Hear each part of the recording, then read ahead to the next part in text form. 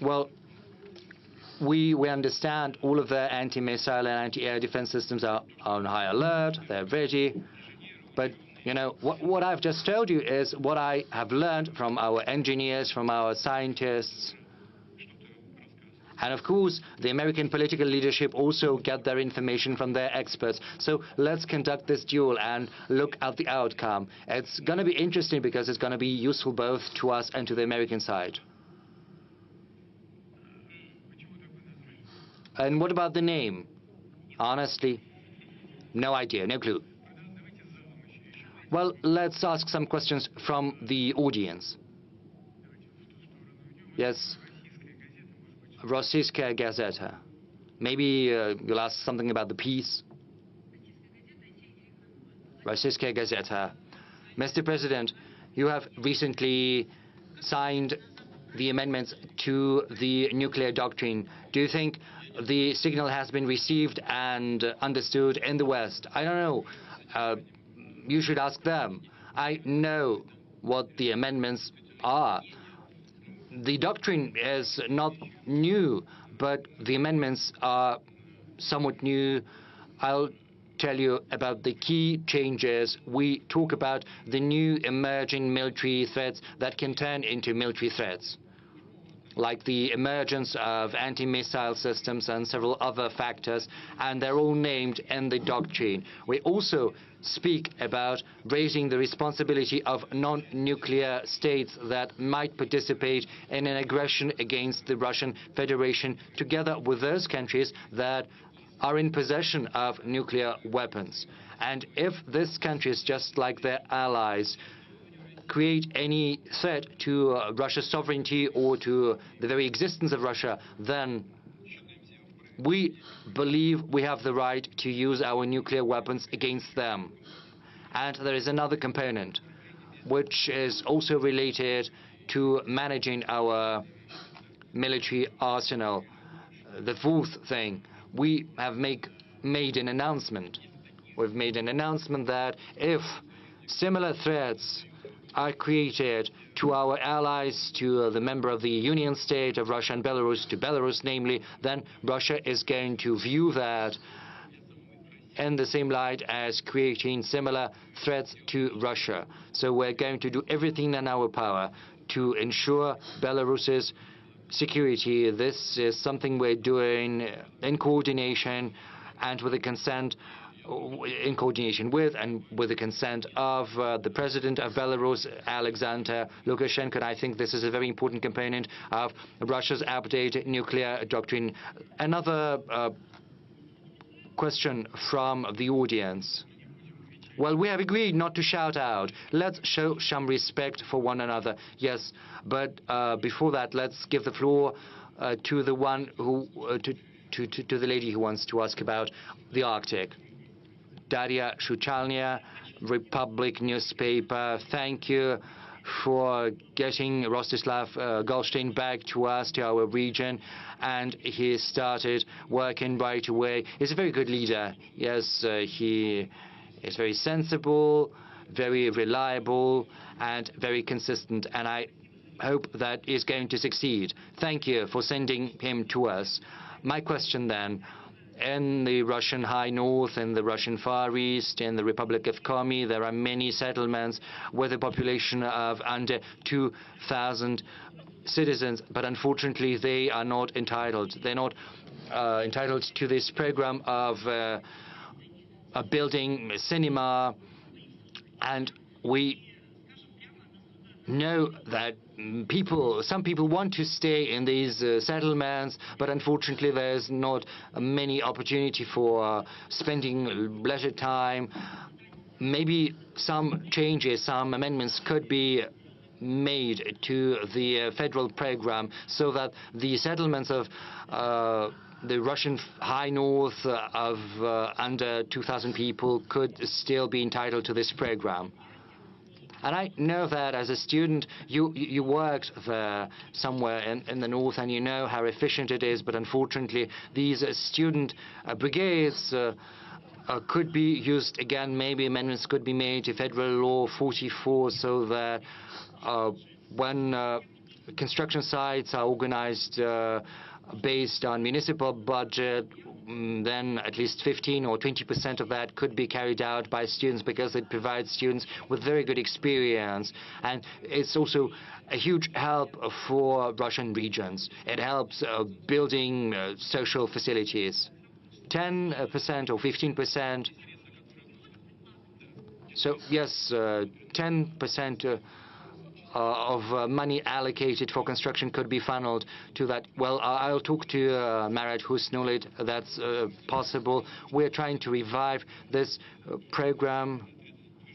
I think this very movement has been revived right now, and this funding mechanism could be used. It's already in use, but I'll check it and I'll talk to Mr. Husnulit. Thank you.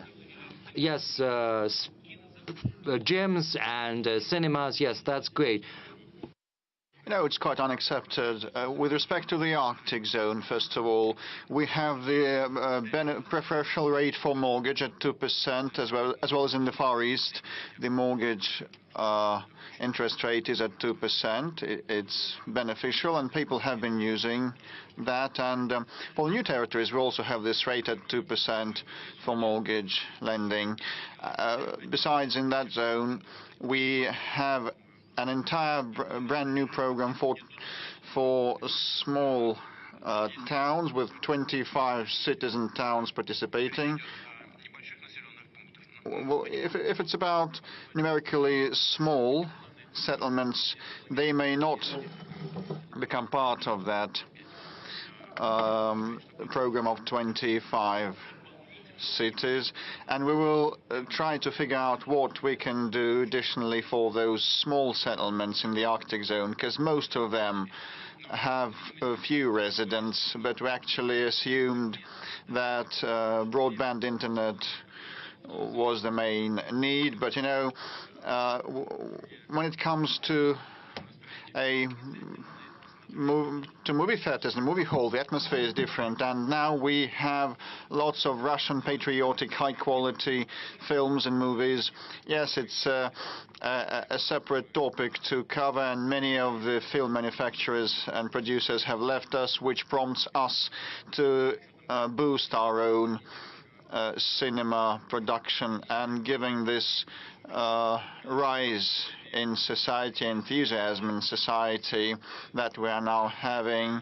All our historical tales need to be promoted, and I often watch those with my junior family members, and we'll try to respond that positively. Okay, dear friends, when you ask 2 questions in a row, you deprive some of your colleagues the opportunity to ask a question. Let's go that way.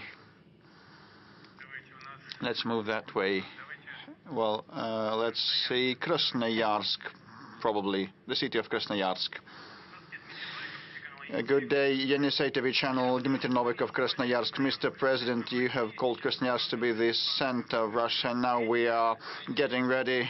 Just apologize for interrupting. It wasn't me who called. It's the geographic center of Russia, Krasnoyarsk. And we're getting ready to mark our 400th anniversary in 2028. And using the opportunity, would like to invite you to visit the anniversary. But my question is, now Rus Hydro headquarters is moving to Krasnoyarsk at your behest, and probably it will be coherent to prompt other state-run and private companies to move to the region, which would give new tax revenues and opportunities. Do you contemplate and entertain such opportunities? Well, first of all, I believe it is a proper way to do, and possibly some of the federal authorities should migrate to different regions. That would prompt and boost the development of our government. We're trying to concentrate all the judicial power in St. Petersburg, and that kind of separates the judicial branch of power from the presidential branch of power, making the former one more independent. And some of the functions of of the capital city are transferred to St. Petersburg, and other big centers of our country like Krasnoyarsk also need more attention, having more revenue, and companies paying taxes on site, and that would encourage the region's development. And you have mentioned Rus Hydro. Indeed, when I blessed the future CEO Ukhmarin, I just asked him, will you be ready to move to Krasnoyarsk? Yes, and your wife, she would agree, but that takes time. You know, one needs to move the manpower there, and people don't want to leave Moscow, not because they're lazy, but, you know, they are ingrained in Moscow with schools and kindergartens, and you need to train staff on the ground, and still Rus Hydro will be moving, and we will prompt more big companies and governmental bodies to move to other parts of Russia. We have the biggest land mass in the world, and major manufacturing companies should be spread evenly across the country, as well as governmental bodies. But, you know, there are some limitations, like president and the government should be next to each other to interact properly. Yes, thank you for the invitation to visit Krasnoyarsk. Some of the businessmen suggested moving the capital to Krasnoyarsk. Yes, or Irkutsk, and Peter the Great wanted to have a capital, the capital in the south, to move the capital in the south. He had two options, either St. Petersburg or a city in the south, in Taganrog. Well, originally he wanted to install the empire's capital in Taganrog. I can see Andrei Rudenko, a military correspondent of ours from Donetsk. I can't but give the floor to him. Mr. President, I've been around in Donbass since 2014, and I had state TV company Donetsk, and my question is quite serious. Across Donbass and Kherson and Zaporozhye region, a great deal of reconstruction is in progress, but still war is waged and there is a lot of fighting, and the enemy has been destroying our settlements. Will we have enough capabilities and funds to fully restore the historical lands that we have returned? No doubt, without a doubt, we will have the necessary capabilities and resources. We have a huge program in place to restore these territory. This program is valid until 2030, and work is underway on a number of spheres, like the road network reconstruction, the housing reconstruction and construction, public utilities reconstruction, cultural and social sites. Also, with respect to roads, in 3 years we plan to bring all the roads there to the national Russian standards. And please have a seat. And you know that this is ongoing, and there's an undertaking that is being implemented already. We are planning to build a circular ring road around the Azov Sea, which is now an inland sea of the Russian Federation. And it will be similar to Taurida trunk road in the Crimea, of 4 lanes, with all the advantages of such a high-speed road. The first segment has been built from Taganrog to Mariupol, a segment of 40 kilometers, a short one, but we actually plan a road around the Azov Sea, another road connecting Mariupol and Donetsk, which is 197 kilometers long, also is in the pipeline, and all the road network will be restored, and all the necessary funds have been envisaged, and some of the welfare and social facilities have been put into operation. In Donetsk, the perinatal, a world-class perinatal center has been commissioned. In Mariupol, a medical center was opened.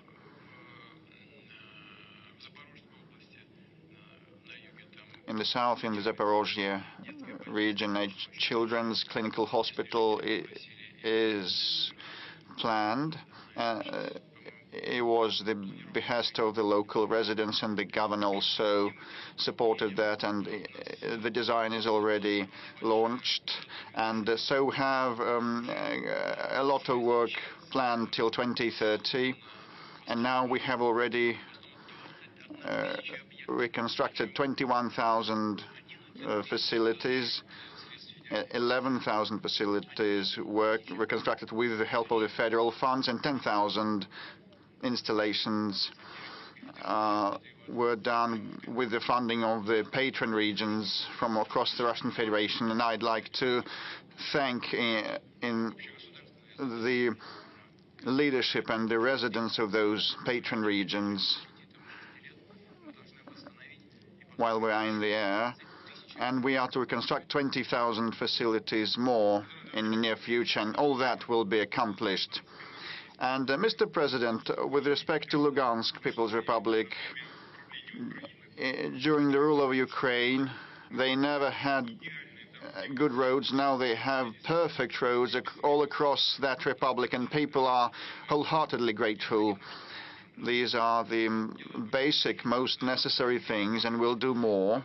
We'll go beyond that. And as regards the new regions, I'd like to address the residents and all other Russian nationals, while we have the live broadcast, that these regions have a very good potential to unlock, and potential and prospective tax revenues might be huge. And Lugansk region has seen a 97% growth in tax revenues collected. In Donbass, the growth is at 69%, I mean the revenues collection. In Zaporozhye and Kherson, the growth is measured by hundreds of percent. Although the base figures were much lower, still they have grown by 200% in each of the regions. So the tax base is good and solid, and they are restoring at a quick pace, and they are becoming self-sufficient. We definitely need to prop them up and back them and support them, and we will keep doing so. The entire country will do so until they are fully, no de jure, but de facto economically and socially integrated. You are now speaking about taxes. It's about tax collection. Yes, it's about tax collection in these regions. I might be a bit mistaken in figures, but with respect to Donetsk, the growth has been at 79%. In Lugansk, they increased the tax revenues by 90-something%, and in Kherson and Zaporozhye regions, the growth of tax revenue collection was at around 2,000%, and the base levels were lower, but still they are growing faster. With respect to the new regions, lots of questions are coming from them, including on pension calculations and reckoning. The labor track record during the Ukrainian period is not taken into account, and they don't have the documents. And now a video address from a pensioner, Shepilov. I am Shepilov Leonid Nikolaevich, a pensioner from Krasny Liman. I have the work track record, the labor track record of 45 years, and now I live in Donetsk with my daughter, and Krasnolimansk is in hostilities, and my house got burnt, and my labor track record register also got burned, and the only document I have is the certificate 5 POK. In July this year, I submitted it to the pension fund of the Kalinin district of the Donetsk region. Please, I still received no answer. Please help me sort it out. Leonid Nikolaevich, these are actually day-to-day real problems of people. You need to confirm your job track record. But not long ago, a law was passed that all the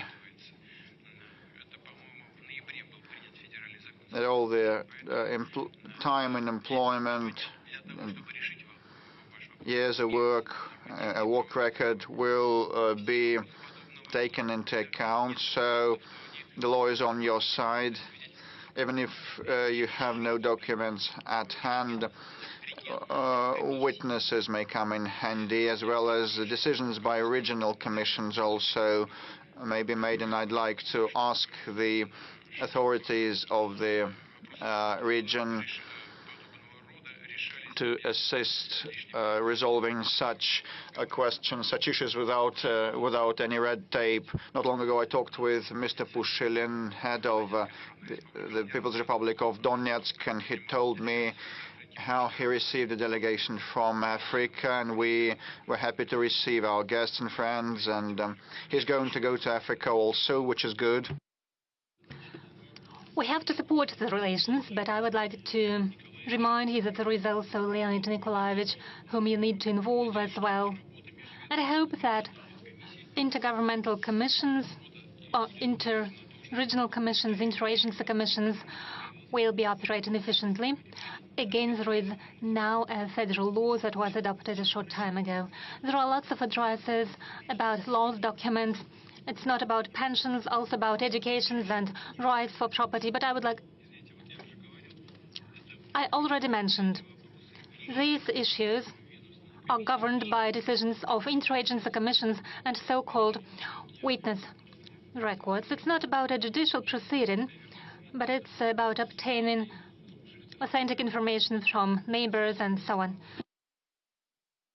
Housing is another important issue, and there are lots of calls and questions from Mariupol, from those who expected to receive a housing as compensation. I'll quote some of them. Mariupol needs assistance for housing construction. It was an SMS with such a text. Next, houses were constructed in spring, but we cannot move in until today, and there are lots of similar questions. Well, Mariupol is in the focus of our attention, and it is right, so it is a big city. Before the beginning of hostilities, it officially had about 430,000 residents. According to local authorities, even more residents lived there, over 470,000 people. About 3,000 family houses, block houses, were constructed. About 170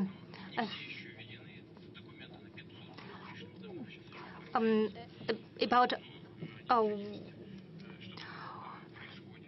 1,700 houses were destroyed, but the reconstruction is on the way. New houses are constructed too. Those that cannot be reconstructed were demolished, and this land was given to the developers, the construction companies, and there is a mortgage program of 2%, which can be applied to those new houses. So there is a construction boom of a sort in these territories. In Mariupol, for example, according to our estimates, about 300,000 people have returned to their homes, and the population is growing at a high ratio. Roads, schools, social infrastructure is in the focus of our attention. There is a medical center that was constructed recently. We deal with educational institutions and will continue to do so in future. But as for housing, I'll reiterate. There are houses that were handed over to developers, but citizens, the residents, have the right to receive a housing at least close to the neighborhood they used to live before. If a new block house was blocked by a developer, was constructed by a developer in this neighborhood, the person should receive an apartment close to the neighborhood where he or she was living. There are about 5,000 unattended apartments in the house, and they have to be redistributed among the citizens. Of course, some people are returning, but we have to regulate it and resolve these issues. But I can say for sure, all those who are entitled for compensation, all of them will receive it. If it's not the case, please appeal to regional authorities. There are centers for decision-making. They were established, if I'm not mistaken, it is located in Marata Street.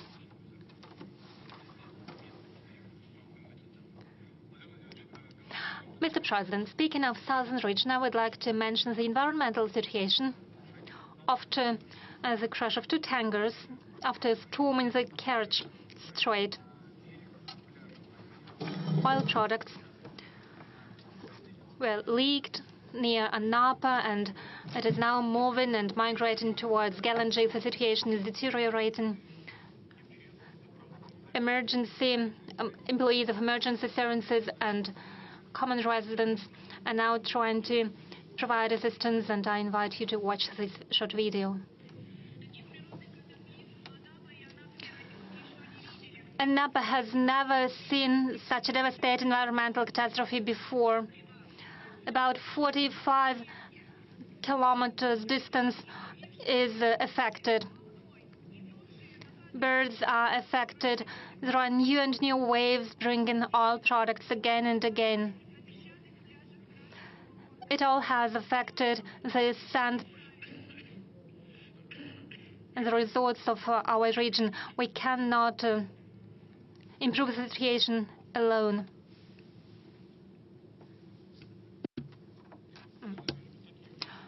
Mr. President, those are horrible footages from our resorts. I know you have already given instructions to mitigate the situation. What else can be done? Well, it is an environmental disaster, it is obvious. Law enforcement agencies are dealing with the situation.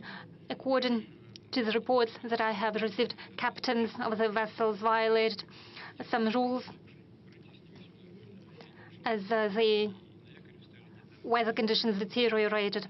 They should have anchored their vessels, but they didn't do so. But it is up to the Ministry of Transport and law enforcement agencies to look into this situation.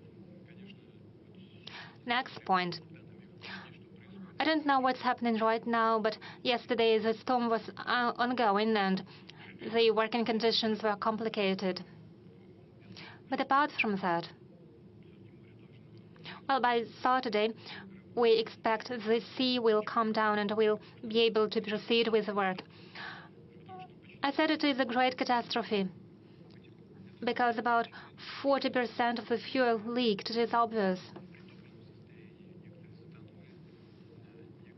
Some tankers are close to the shore, some are a bit further away, and we have to deal with them. Two different services, like the Ministry of Natural Resources, the Ministry of Transport, the Emercom, the Ministry of Emergency Situations, are involved. These works should be coordinated. I instruct the government to organize a working group. It is headed by Mr. Savelyev, Vice president in charge for transport issues, and all services are involved. Regularly, I receive reports with updates. We have to look into the situation. We'll have to assess the condition of the tankers, and we'll have to think of what to do with them in the next future. This problem should be, the works have to be conducted on several stages. First, we have to localize the leaked fuel. At the next stage, we need to remove the fuel that we see on the shore. Yesterday, Governor Kondratiev told me he established a group of about 4,000 people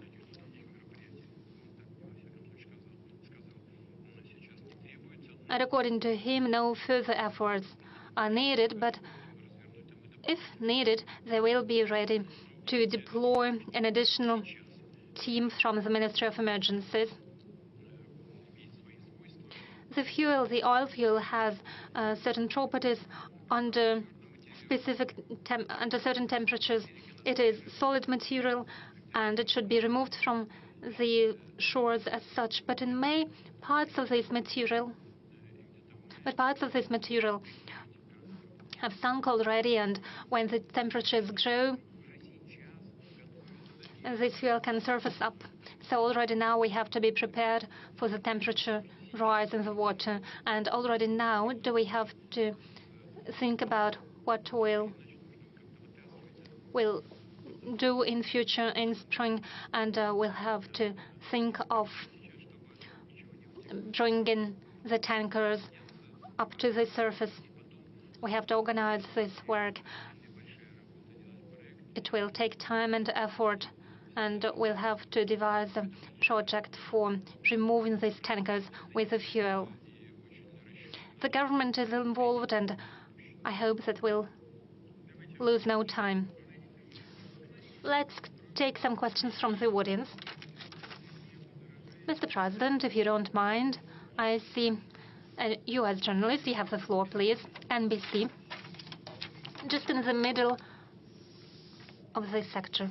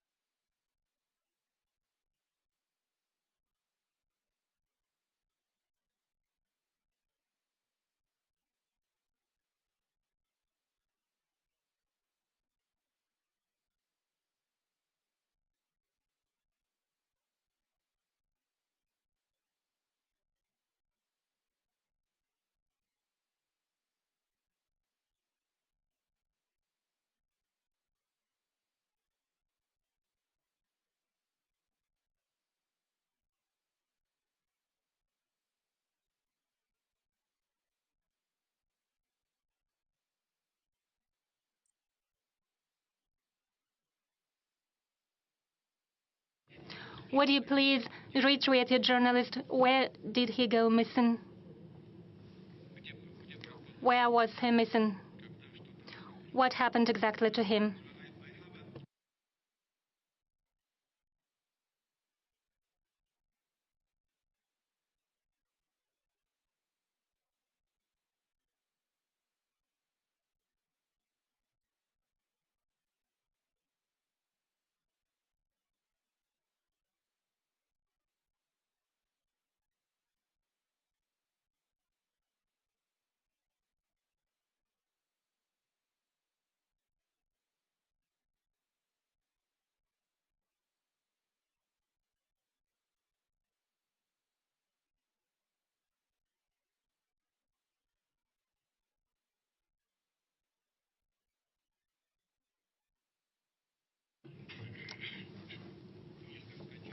I see. Please take your seat. Well, frankly speaking, I haven't seen President Assad yet, after he came to Moscow. But I plan to do so, and I will have a conversation with him. We are adults, we understand. 12 years ago, a person went missing in Syria 12 years ago. We understand what situation was in place 12 years ago. Active hostilities were ongoing from both parts, from both sides.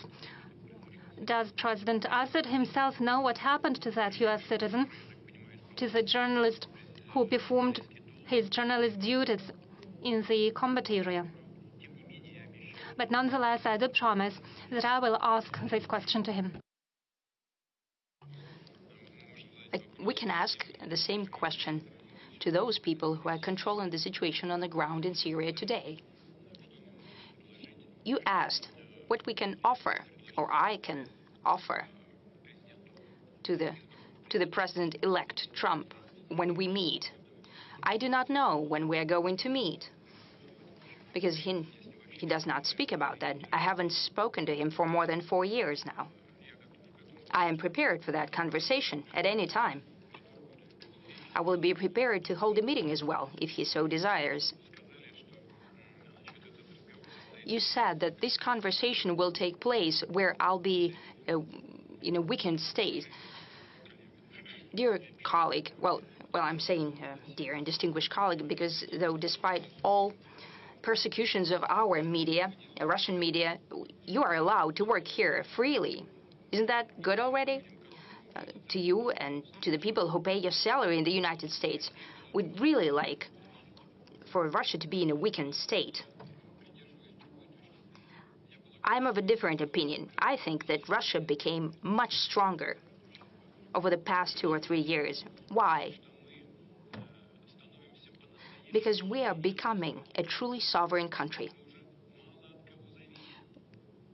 We are largely independent of any country. We are prepared to stand our own in terms of economy. As for the economic growth rate, I have already spoken.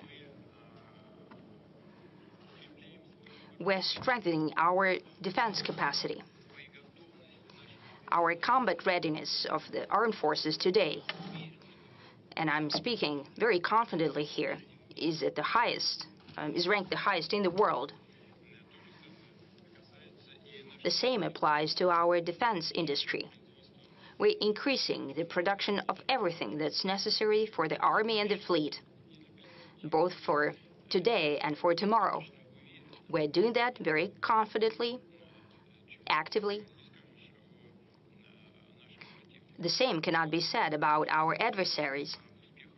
We already spoke about the success of our armed forces. This happens largely due to the increase in production of defense industry, the output of defense industry of Russia.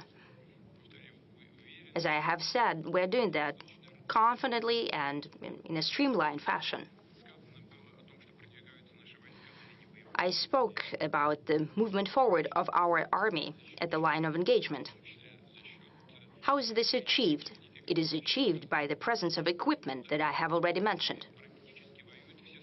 Yes, indeed, almost all of NATO countries are fighting against us. We spoke about our inflation rate, but what's happening over there? One shell of 155 millimeters. It used to cost, a year ago, about 2,000 euros. Now it costs 8,000 euros.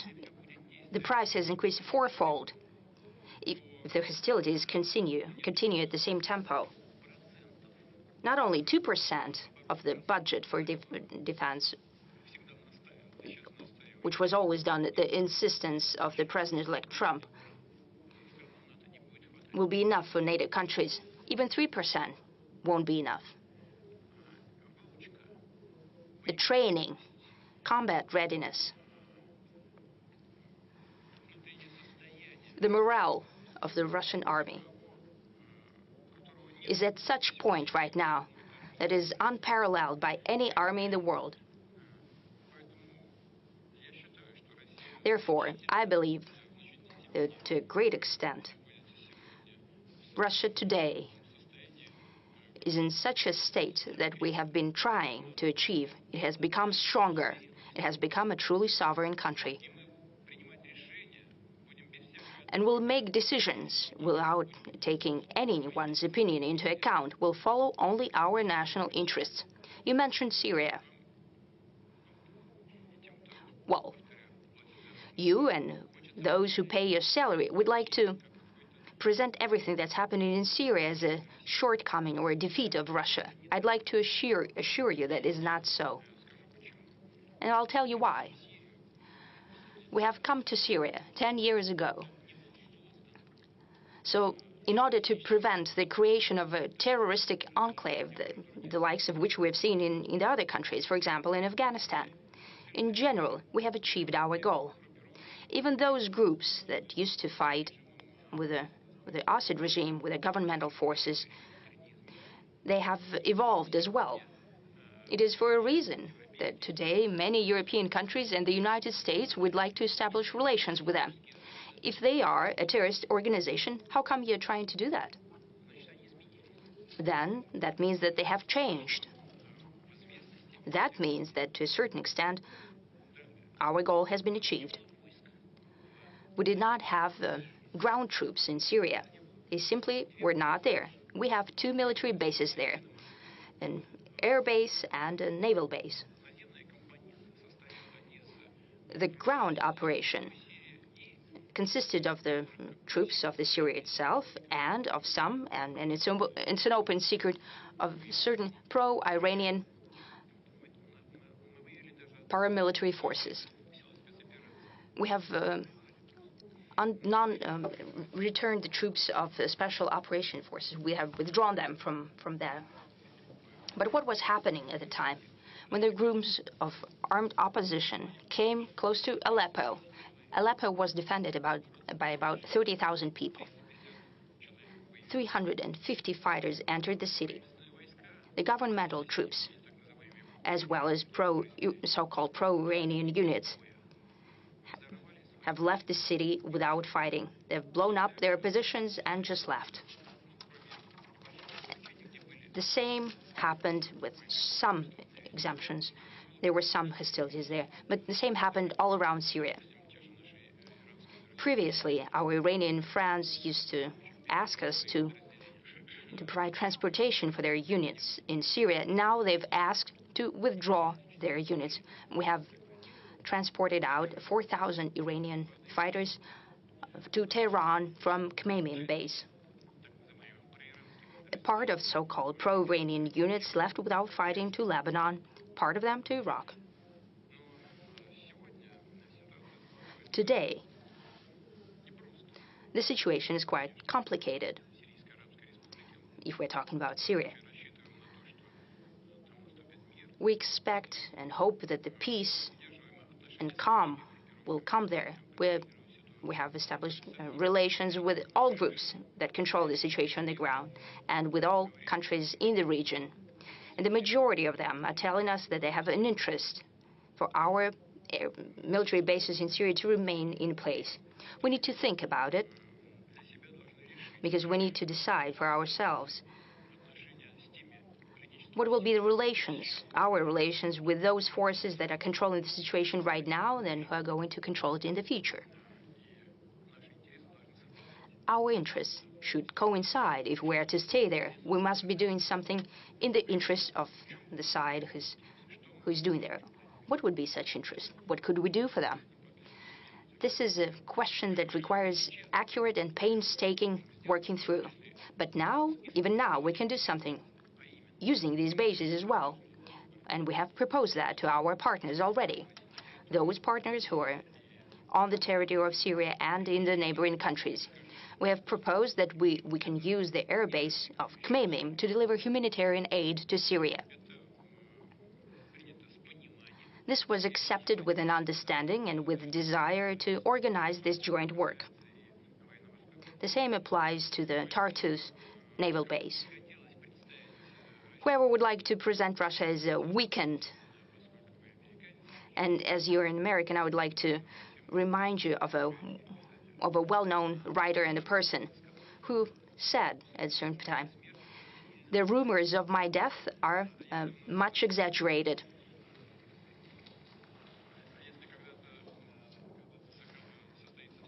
And if we hold a meeting at some time with the President-elect Trump, I'm sure we'll have something to discuss. Mr. President, one more question about the death, the assassination of General Kirillov. Yes, the assassination of the general. You said that an attempt at assassination, and I am thankful to you for this, because you have acknowledged indirectly that this is a terrorist attack. Why? Because this is a murder committed by means that are dangerous to others. Kiev has conducted such terrorist acts and crimes against many citizens of the Russian Federation. Right now in Kursk, when they're shooting civilians, I mean the Kursk region, and done at the territory in other regions, your colleagues were killed. Terrorist attacks against journalists were conducted as well. I don't mean you personally right now, but I mean the Western journalists in general. We've never heard condemnations of such terrorist attacks. So I'm thankful to you right now that at the very least you have remembered that. Let's work with the audience as well, because we have tremendous interest. I see Tartara and BRICS and I'm sorry. I would like to address our American colleague. Do you hear me? Do you have any other questions? If you have any, go ahead and ask them.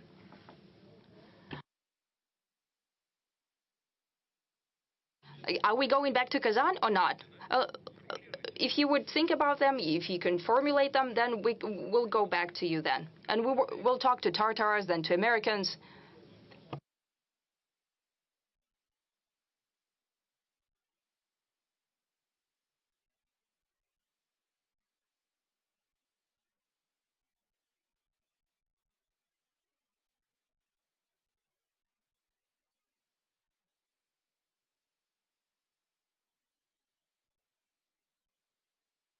Yes, sorry that I've missed this part of your question. This is a very important part of your question.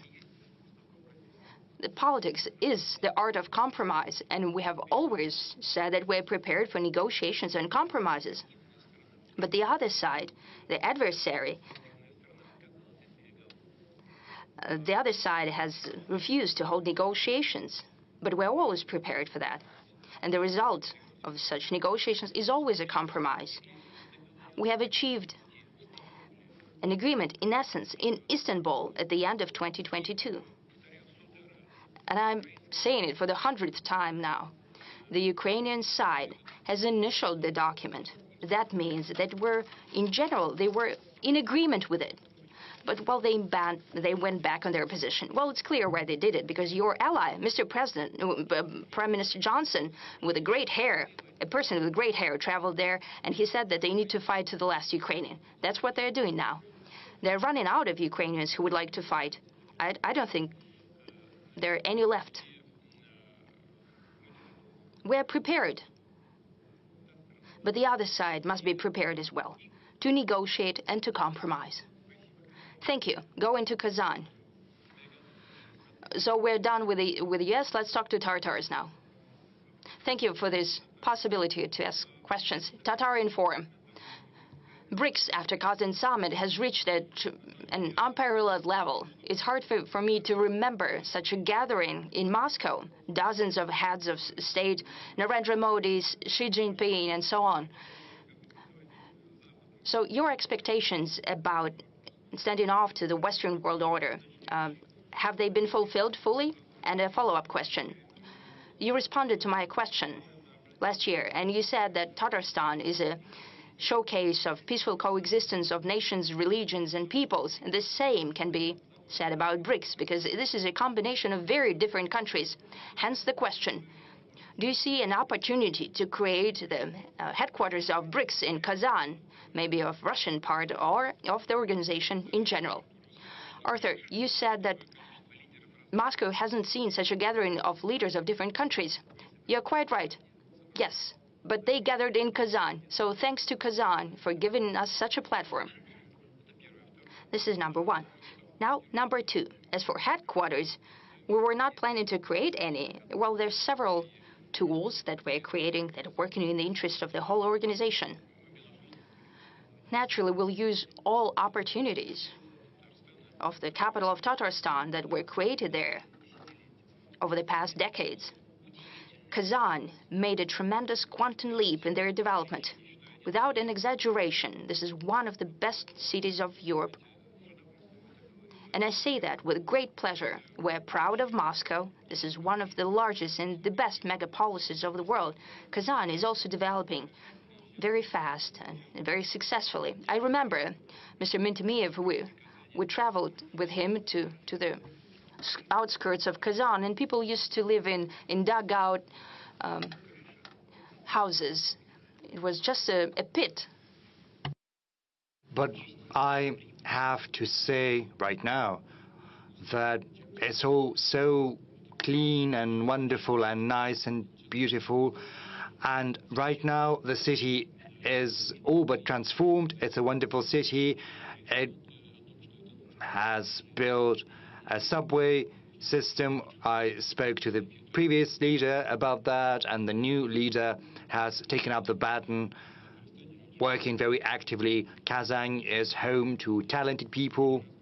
There are people of different ethnic groups, of different backgrounds, who live in peace and in accord with one another, having respect for the traditions of one another, visiting one another during religious festivities. You're doing a great job.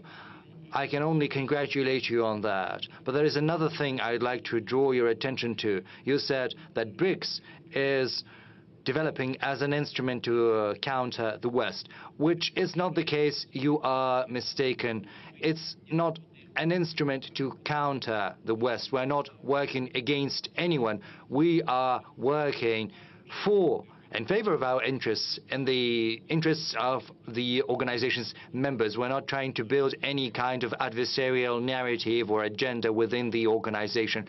The organization, however, is developing very rapidly. It's expanded. Its membership has become bigger, and there is a great number of countries who are showing interest in developing BRICS as an organization, because our work within BRICS is based on respect for the interests of one another. All issues are decided by consensus, which is of the utmost importance. There are no small or big countries within BRICS, no countries that are more or less developed. This is an association that brings countries together who have only one interest, that is their national development. We are using the existing tools and creating new ones to achieve better economic growth, to reconfigure our economic structure, to make sure that BRICS is at the helm of this forward movement. And we'll do everything now to make sure that it stays so in future. Let's give our colleagues within the audience a chance to ask their questions. I see a new media. It's very popular, even though it's unconventional. It's called Readovka, Maxim Dolgov Readovka edition. Mr. President, for many countries of the world, the issue of aging and depopulation is a burning issue. Russia has not been spared this fate. Many measures have been put into practice in order to boost our birth rates. Recently, you have signed into law the establishment of a Council on Family Policy and on demographic policy. But what happens if these measures do not prove to be sufficient? We'll enhance them, we'll improve on them. Please sit down. This is a question of utmost import, and it's a key issue not just for Russia but for the rest of the world, because many countries across the world are facing the same problem as we are. During the Soviet times, the birth rate stood at around 2%. The birth rate is basically the number of children per one woman. During the Soviet times, there was a 2% growth at a certain point in time. sometime in the past, several years ago, we managed to reach 1.7% or so, but unfortunately right now it stands at 1.44%, which is very little. But unfortunately, many other countries are facing the same problem. Neighboring countries like Finland, I think it's even less. In Norway, it's the same. In Spain, the birth rate is even lower than that, and many other countries are facing birth rates lower than that. Even though some countries, developed countries like Japan or South Korea, have very low birth rates, it's 0.7% in South Korea. So we are in a better position somewhat. But in order to make sure our population is replenished, we have to raise it to 2.1%. And in order to make sure that our population keeps growing, we have to secure a 2.3% birth rate. I spoke at length about what had been happening in the previous decades. We had a trough during the Second World War in 43, 44, and then after the collapse of the Soviet Union, we had a similar plunge in the birth rates.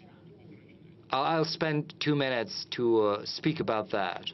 So when a small generation reaches the age of giving birth to children, it also gives birth to children to a smaller generation. And unfortunately, these trends in Russia have overlapped. The trough after the Second World War, and then the plunge at the top after the disintegration of the Soviet Union. So it's kind of a sign line. And unfortunately, we had a 30% plunge of women who are capable of giving birth, who are in this age. And we need more girls, more women. What are we doing to rectify this situation?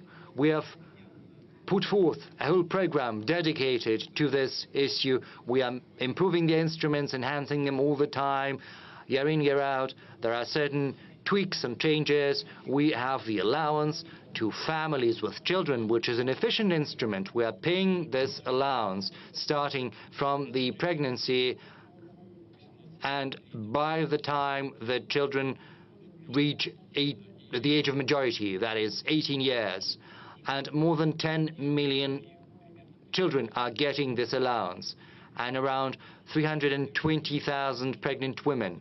Secondly, we have a unique instrument we have come up with, which is unique in the world. That is the maternity capital, which we are always refunding and rebuilding. We're also keeping the instrument of family mortgage at 6%. We will talk about mortgage, I think, later. We'll talk about construction, but this family mortgage is a family we are keeping active. We are also paying 450,000 rubles to every family with a third child to make sure they are capable of paying back that mortgage. We're also improving everything, healthcare that is related to, and education that is related to maternity, to childhood, and we're also going to continue doing that. I'll take this opportunity to address all the leaders of the Russian regions. This is where you should start in the morning and finish in the evening, because it's a challenge for many countries across the world and for Russia in particular, because the population is the backbone of a country. Territory is good, but it has to be populated with citizens. Though I think we're doing a lot, but apparently it's not sufficient.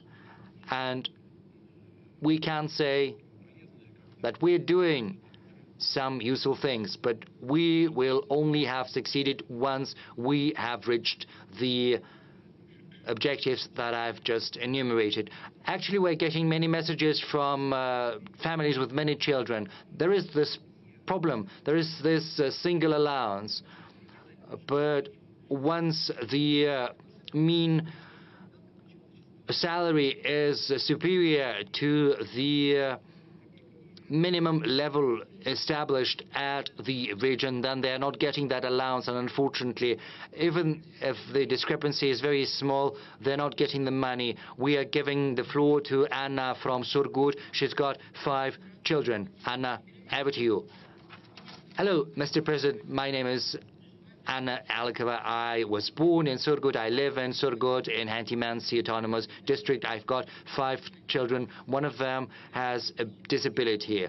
Starting from July 2023, I've been applying for an allowance every month, but I'm denied that allowance because my salary is a little more than the minimum wage. Once it was 400 rubles. So when I get a mention for the child who has a disability, is that considered as part of my revenue? Why is it taken into account? You know, my spouse is getting an official salary, and when they take into account all of my revenue, they are calculating that based on our revenue before tax. But the thing is, we're paying taxes, so we're getting less money than what they are calculating. And another problem, the thing is, we have to go on vacation somewhere, just as any other family. But just the day before yesterday, we looked at the tickets. A one-way ticket costs 140,000 rubles or so per one person. So what can we do about that? Anna, you've got 5 children, right? My congratulations. That's great. You're a happy person. That's for sure. And many people in our audience should congratulate you and should also emulate you and your family. Secondly, the thing is, when the income is calculated, they take into account everything based on your income the previous year. Because, you know, I've just cited our figures for the economic growth, but the thing is, this is just conjecture, so they can only do that based on your income the previous year. We could think about that. I'll ask Tatiana Golikova as well as our Ministry of Labor and Social Security, but this is not the most important thing. The thing is, there are other reasons that might explain the problem that you are facing when your income is a little bit more than your minimum wage. And once there is this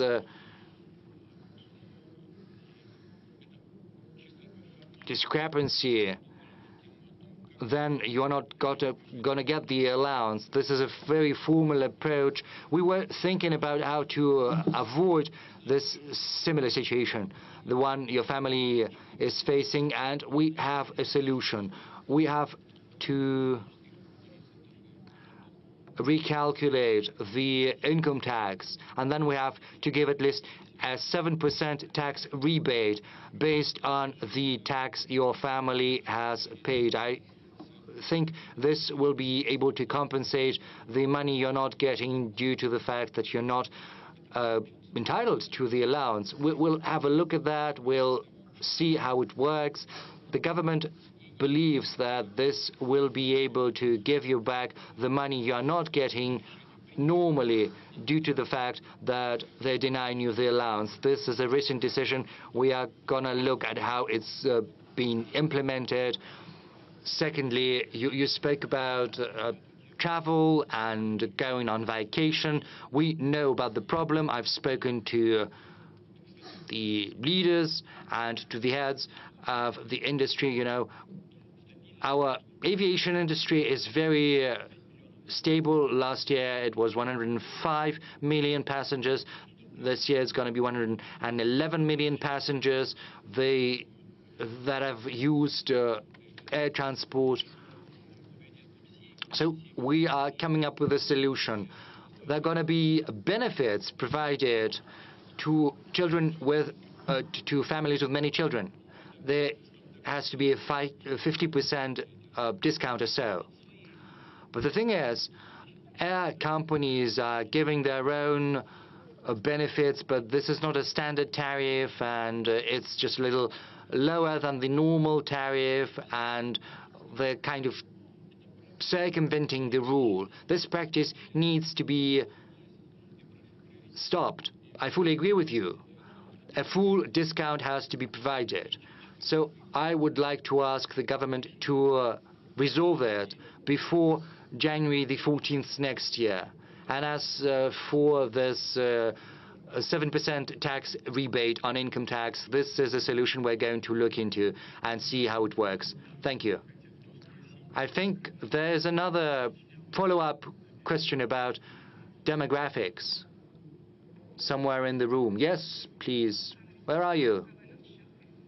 Dr. K, Chechen Republic. Mr. President, you are talking about demographic growth, how important it is, and you are citing the example of the Chechen Republic. Yes, not just the Chechen Republic, but also the Republic of Tiva, because these two regions are very good in terms of demographics. Probably we should provide some special program to the regions that are most efficient in addressing the demographic challenge. And secondly, you adopted the three-stage strategy for a high-speed road.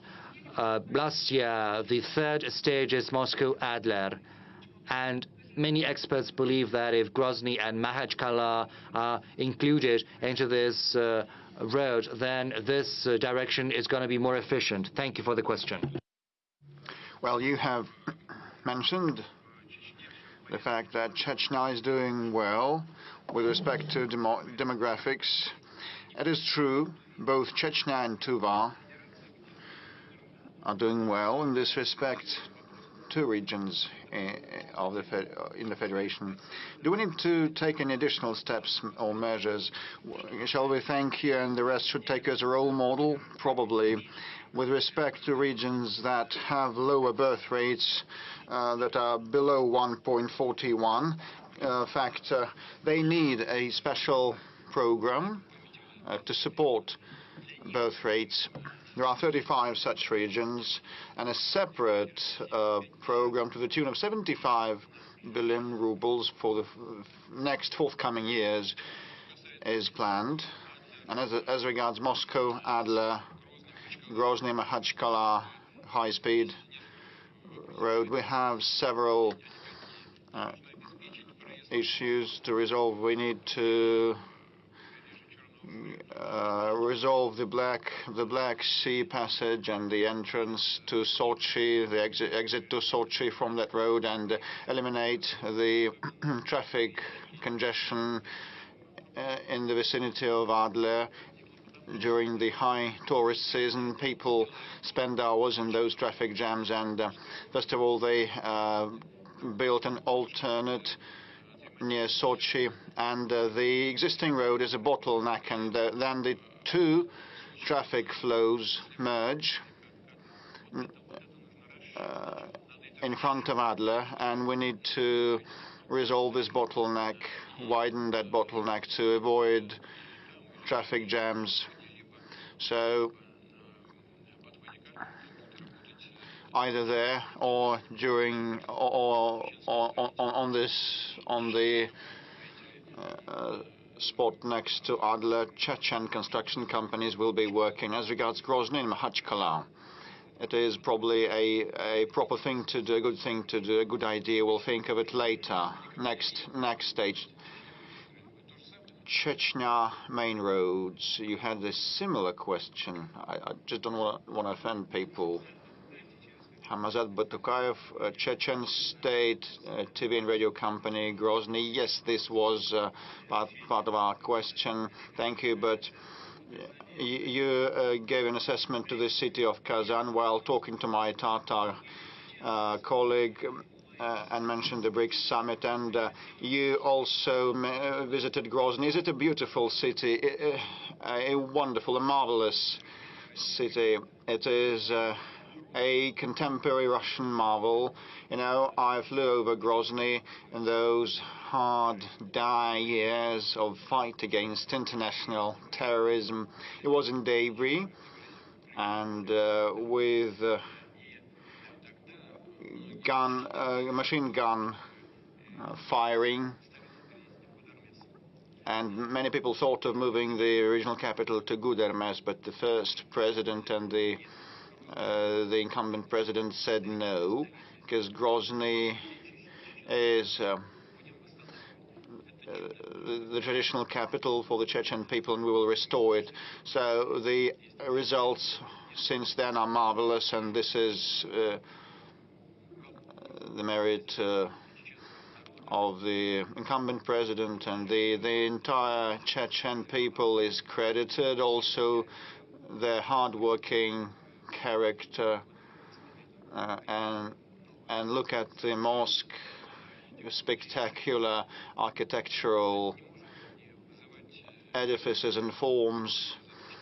We take pride, we cannot but take pride in what has been done in Chechnya and Grozny over the past years. Congratulations on that. Thank you, Mr. President. I recall your words when you were at the mosque talking to the Mufti, and you said that the Islam and the Orthodox Christianity, all the conventional faiths, have one single root, moral root. And let me ask a question about the Russian Special Troops University. It now has your name.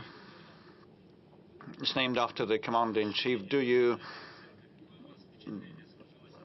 What is your take on that university, on that visit? Well, I think it is very useful, very instrumental, and Russian Guard forces have been using that, and fighters from across the country are trained there, and some of the fighters that are now in the conflict zone from Chechnya and from many other regions, they were trained in that center, which plays a pivotal role in enhancing the defensive capability of the entire nation. Okay, I can see our Chinese friends from Xinhua agency wishing to ask a question.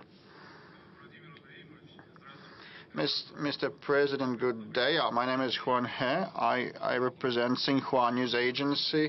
So glad to ask a question today, to be able to ask a question. I have two questions. The first one, what is your take on the current state of the development of the Chinese-Russian relations? Will you tell us about the main outcomes of the cooperation between our countries? And my second question, next year, China and Russia will mark 80th anniversary of the victory in World War II, and 80th anniversary since the United Nations were founded. According to your opinion, what is the role of interaction and coordination between China and Russia in maintaining global strategic stability and international justice? Thank you very much. Well, we speak a lot about the bilateral interaction of China and Russia. Next year will mark 75th anniversary since the diplomatic ties were established. Over the past years, a lot happened, and we've gone through a lot together. And in the recent decades, the level and the standards, the quality of our relations have reached an unprecedented level, and we've never seen in our history before. I'll mention the economic component, but this is built on mutual trust and confidence. All that we do and the way we act is built upon full trust and confidence on both sides. We do nothing that would run counter to our interests, and we have been acting in the interests of the Chinese people and the Russian people. And as regards economic interaction, well, we have 220, 230, or even 40, according to the Chinese statistics, of billion USD of mutual trade, which is very good. Over the past year, despite the high base, we still have seen a moderate pace of growth of about 3%. And my second point is about investments. We have around 600 projects of mutual investments to the tune of $200 billion, so which means that our future interaction is safeguarded, and another important component is cultural and humanitarian interaction. We hold dual years of culture and youth exchanges that are very important for specific cohorts of our population. And this is the foundation for economic and political interaction. Also, our regional interaction is of significance. Heads of regions speak to one another. And Malta and vodka is on the table, but you know, they know the happy medium. They don't overkill, so they have some personal chemistry. I mean the residents of the regions, neighboring regions, and student and the university exchanges also take place. Then, mentioning the great patriotic war, Russia and China were the countries that suffered most during the Second World War, but still gained a victory. So the casualties were colossal. We lost 25 or to 27 million people, and China lost even more, around 30 million people in casualties. So the things that the Japanese militarists did on Chinese land are horrendous, and the Chinese people went through that ordeal, and we stood side by side then, and we stand side by side now, which is a most important factor of global stability. And originally, the United Nations was established for the sake of this stability, and the Permanent Security Council members include Russia and China, and we almost always coordinate our approaches on international arena. And definitely this is a very important pillar of international affairs, so we'll keep acting in this vein. Please convey my best wishes to the leader of the People's Republic of China, a person whom I believe to be my personal friend, President Xi. So please, I call on everybody to ask no more than one question and be succinct. Kuban region in the central sector. Please ask yours. Good afternoon. Krasnodar region, the Lights of Kuban newspaper, Marina Smirnova. The question is as follows. Nowadays, the talks are rife about the migration issue. Ways to resolve it are entertained.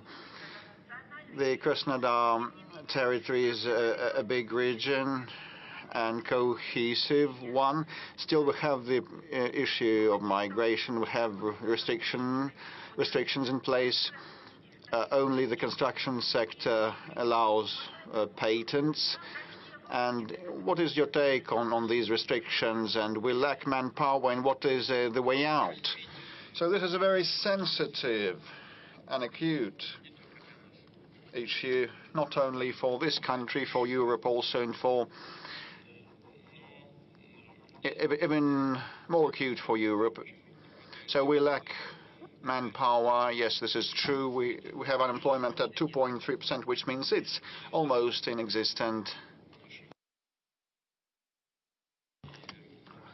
Well, our businesses and ministries have been telling me that there's a shortage in the construction sector and manufacturing. It's hundreds of thousands of workers. This is a hard fact. What the way out might be, you ask. So first, in order to reduce the number of the labor migrants, one needs to enhance the labor productivity using new technological solutions that do not require lots of low-skilled workers. And hence, you should focus on high-tech sectors. So there will be no need to bring in more low-skilled migrants. Second, if it's inevitable, we need to act together with our partners, like in some of the countries, like Central Asian countries, in order to prepare people in those republics in advance. They should get to know the Russian language, learn the Russian language, and Russian language studies centers should be established, and the prospective migrants should be knowledgeable of the Russian legislation, and definitely requirements for those already on our soil must be tightened. They should respect the environment they live and work in, and this is the responsibility of the law enforcement bodies. So there are two components here, the economic and the law enforcement ones, and they should merge. There should be synergy between them. We had lots of debates about establishing a separate body or just leaving it as a division within the Interior Ministry, but I believe still that it should stay inside the Interior. And actually a powerful heavy-duty center should be established that should be in constant touch with the economic agencies and ministries and regions, definitely, to resolve those issues and keep track of things. And there's a great deal of regulation on the regional level, and that must be governed from a single center. And later on, as the situation gets mature and they acquire new competences in that center, a brand new agency may be established in the future, but it should have the law enforcement component and the economic one. Certain steps in this direction have already been taken or have adopted a law. The State Duma has passed a law about the right not to accept children of migrants who don't speak the Russian language. Well, it's understandable. How can you possibly teach a child at school if he or she doesn't speak Russian? Then he or she, that child, needs to receive Russian classes, and who is going to pay for that? So we need to make sure that the rights of those who come into our country are not infringed. We need to provide health services and social services, but it shouldn't become a burden for the local population, and the comfort of those people should not be affected and impacted. So the government should pay more attention to this problem, and I've just mentioned how we are going to address it, first within the Ministry of Interior, and then if the situation requires so, we could think of establishing a separate body that would involve representatives of law enforcement agencies and the economic bodies. Mr. President, we have monitored the situation with migrants. It is indeed a very acute and complex question, an issue, but we've received many questions from those who travel into our country, and not only those who come to earn money.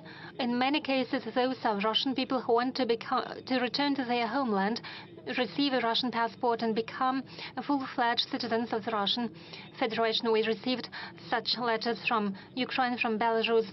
There are many Russian people in those countries. We received equal questions from Germany. For example, Lev Zebel, who left to Germany in 1990 and returned to Tarusa in 2006, had a similar question.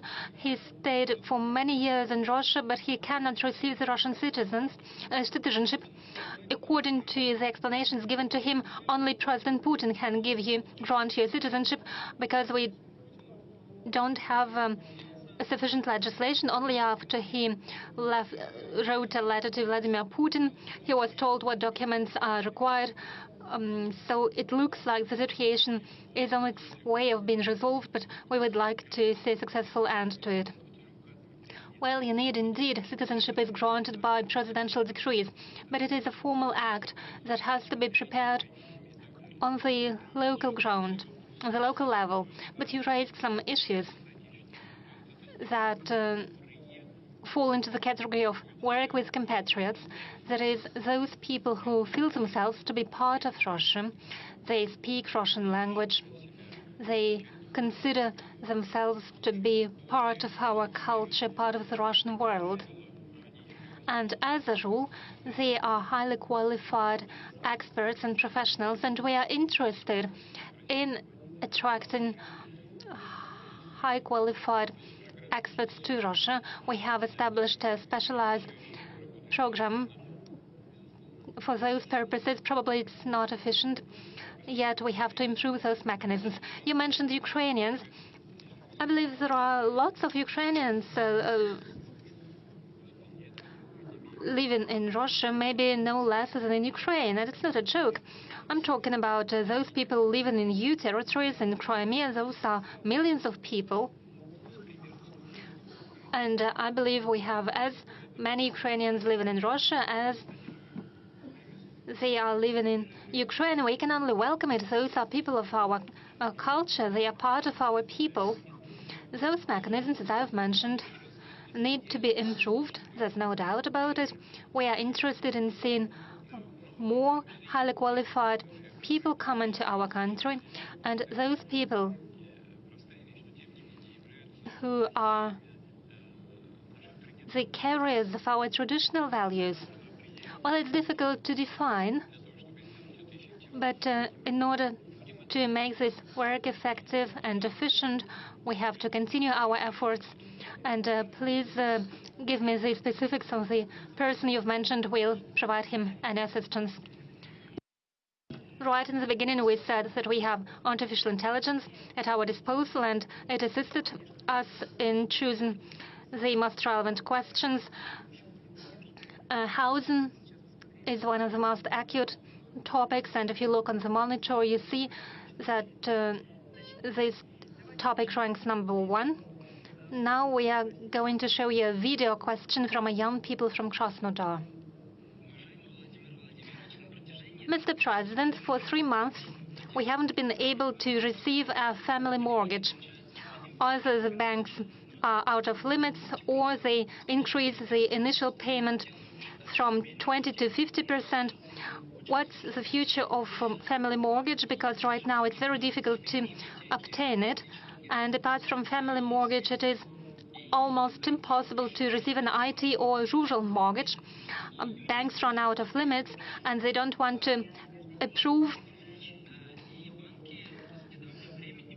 claims. And since recent time, banks have introduced a combo mortgage program when they add their interest, and as a result, the interest increases from 6 to 13%. So they simply don't want to provide mortgage loans under the family mortgage program. Thank you very much for raising this question. Well, it's a shame. It's outrageous. It shouldn't be the case. And we've already discussed it with the government. I was promised, and I'm going to check whether this promise has been fulfilled. There would be no additional interest rates because it is a subsidy from the government, and banks should be only interested in receiving their 6% from those who use the family mortgage loans. And the difference between the bank interest rate and those 6% is compensated by the government, or it should be compensated by the government. So there are no limits on the part of the government. So the difference settles down in the banks. It means a significant income for them. If they deny an application, it means that the government doesn't send a subsidy to the banks. I'm going to check on it, but we agreed there will be no limits. That's my first point. The second point, as for the 3% family mortgage loans, and as for the rural mortgage loans, the ratio is 3% for the rural mortgage loans and 3% for the family mortgage loans. Last year, we constructed 110 million square meters of new housing. It is a record since Soviet times. 50 6% were individual houses, and most of them were built in rural areas. People aged about 40 years take these mortgage loans. They move into rural areas, settle down there, they build families, and these mortgage loan programs should have no limits. About several billion rubles are allocated from budget for these purposes, and it should be preserved. Same for IT experts, mortgage loans. It is at about 5 or 6%. It is a preferential rate, and it applies to not so many people. Some experts suggested that this program should be closed, but I think it doesn't make any sense. And I ask the government to provide the necessary subsidies. And it also applies to the Far East regions. Yes, 2% for the Far East, 2% for the new regions. Yes, and now I suggest that we move on to another acute topic, that is phone frauds. Every day we appeal to our audience on TV. Yes, I mentioned 110 million of square meters. They were constructed last year. This year the figure will be at about 105 million square meters. It is equally a very good figure. Yes, phone fraud, how topical this problem is, we can see from the amount of money that was stolen from the citizens by criminals. Criminals pretend to be representatives of the central bank or federal security service, and they move citizens to take loans or give their money to the criminals. I suggest to hear a video address from one of the victims. Good afternoon, Mr. President. My name is Yelena. I'm a pensioner. Recently, I became a victim of criminals. They hacked my account at Gosuslugi account, and now I have a debt of a great debt, and I simply cannot pay it off. How is it possible that banks approve such illegal loans while I receive a very small pension, and banks don't request any information, and at the same time they approve such loans? They approve loans that are much greater than my monthly income. There are lots of pensioners who fell victims of criminals. Shouldn't we ask banks to better control the activities of their officers and better check the applications from pensioners? Thank you. I can only agree with you. Yelena, you are quite right. There are not more comments to be made. Indeed, banks can issue loans very quickly, momentarily. But they must check the ability of a person to pay. And there is a regulation according to which if more than 50% of person's income should be paid to serve the loan, in that case, such loans are more expensive for the banks, and the pressure on the bank capital increases. There is a relevant regulation of the central bank. But what's happening now is a source of great alarm, because the volumes, the scale of these fraudulent activities is outrageous. Recently at a Sber meeting, Mr. Graf, head of the Sber Bank, told me that in the whole banking system, from the territory of Ukraine alone, where these criminal fraudulent activities almost happen as part of a state policy, it is conducted under the supervision of the special forces of Ukraine. Only from Ukraine alone did the criminals deceive our people for 250 billion rubles. It is almost the scale of what the Hitler Germany did. They simply printed money and spread it in order to undermine the economy of the UK. Almost the same is now happening in Ukraine.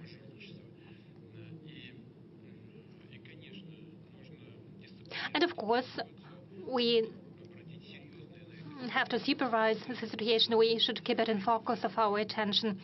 The loans of up to 50,000 rubles should and can be issued online, but starting from 50,000 people and up to 200,000 people is a sum that requires special checks by the people. People should be given more time to double-check their decision and approve it additionally. And when it comes to the loans for more than 200,000 rubles, then people should be given extra time to double-check their intentions.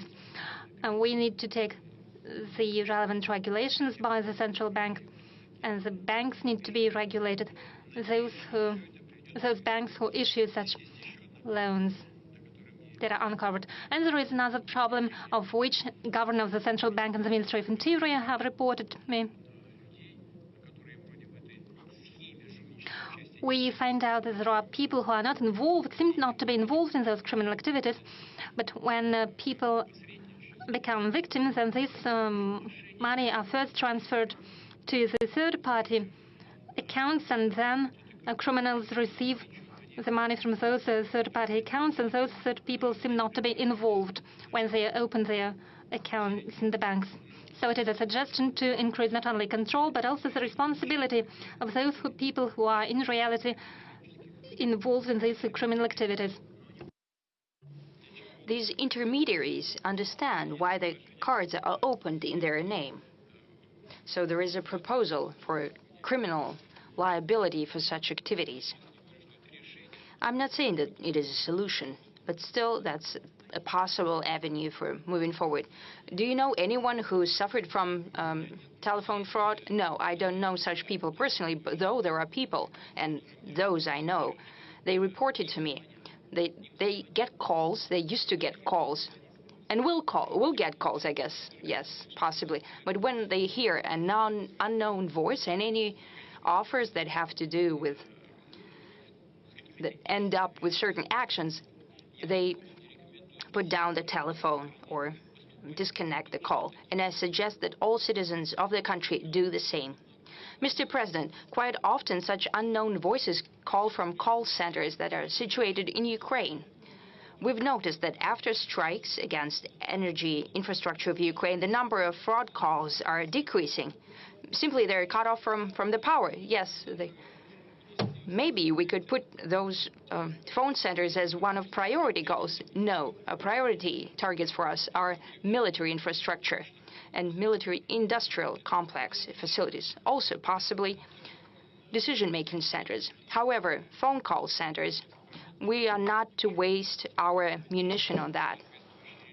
We need to make the necessary decisions domestically through the necessary institutions at the central bank, at the Russian government, and in the Ministry of the Interior. Mr. Peskov is looking nefariously at us now. Let's get back to the audience. You've mentioned Ukraine, and I see the banner, the other Ukraine. Could you give the mic to them, please? Mr. President, Galina Merkulova, I'm deputy head of the media resources of the international social movement, the other Ukraine. We represented the interests of millions of Ukrainian citizens in the Ukraine itself, unfortunately still under the control of the Kiev regime, as well as in Russia, European countries. We have opened 55 branches of our organization.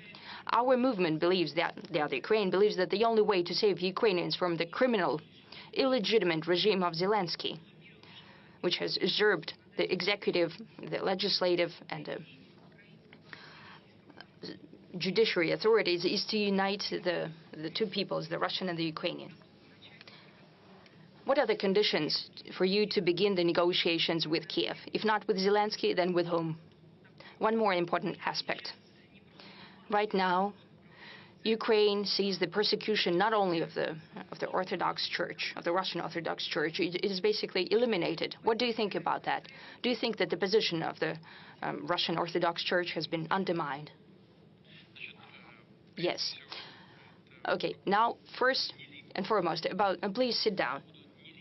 About the illegitimacy of the regime, I have already spoken on the topic. As I understand, the inspirator of this movement, is this an organization or the other Ukraine? It's a movement. Okay, it's a movement. Inspired by Viktor Medvedchuk? Yes.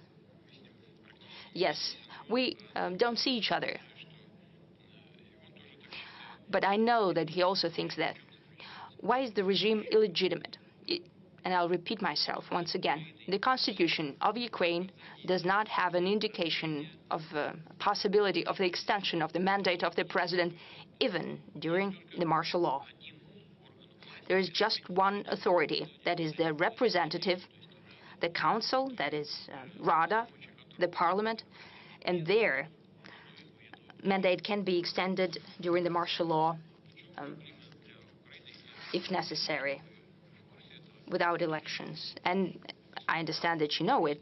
The thing is that the government, the whole governance in Ukraine is built around president who appoints the downward executives and authorities. That is the leadership of all intelligence and army institutions. So if the first, if a president loses legitimacy, the same happens downwards. So whatever they do, when they execute his orders, they become the accomplices in his illegitimate actions. That's first thing. Now, as for the preconditions for negotiations, we don't have any. We're prepared to hold the dialogue without preconditions. However, on the basis of what we have already agreed upon, and I have said it 100 times, what we have agreed on during the negotiation process in Istanbul at the end of 2022. Also, regarding the reality on the ground right now. We have presented the position of the Russian Federation. That was presented also during the June statement at the Russian Foreign Ministry. I don't want to repeat myself. It's all has already been presented. If not with the head of the regime, if he's illegitimate, then with whom? You know, if someone runs through an election campaign and proves his legitimacy, we're prepared to talk to anyone, even with Zelensky. But right now, if the Ukraine truly wants to go through a peace settlement, they're capable of doing that. They can organize this process in any way they want. But we can sign an agreement only with a legitimate person. And Rada and the chairman of Rada are legitimate, are the only legitimate people. But they're completely under control of the head of the state. But it's a formal issue. They can organize it in any way they want, but we need to sign this document only with a legitimate representative of a legitimate authority in the Ukraine. There was a question about the Russian Orthodox Church as well. Yes. You know, what's happening with an Orthodox Church, that's unparalleled. This is a blatant violation, an outrageous violation of human rights, of rights of believers. The church is being tortured. This is akin to being slaughtered. And everyone in the world prefers not to notice that. And I think that those who are doing that will get a boomerang effect from that. They're tearing the church apart, but they're not even atheists. Atheists are also people who believe something. They believe that there is no God. But this is their belief, their conviction. And these are not atheists. These are people without any beliefs, godless people.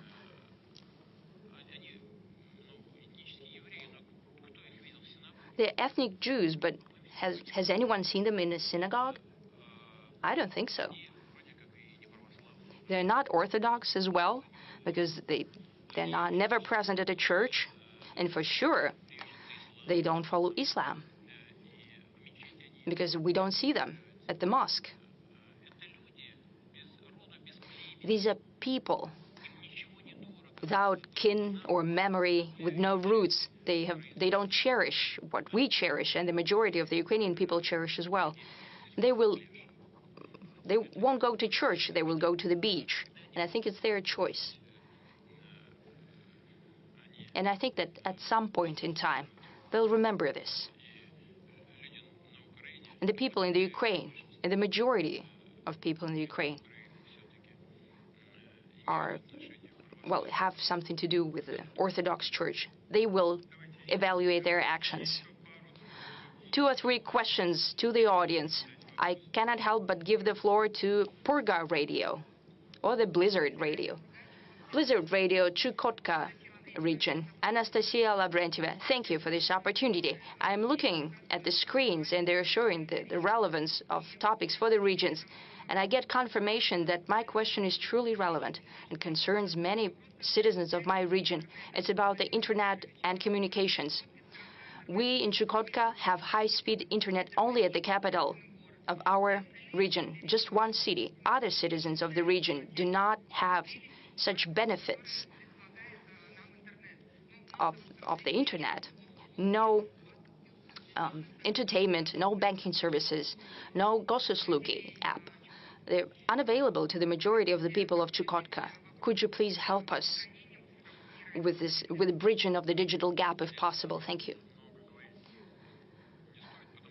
I don't think there is a lot to say about that, because we have a high-speed internet development program and communications program, our satellite constellation and so on, especially about constellation that has to do with communications.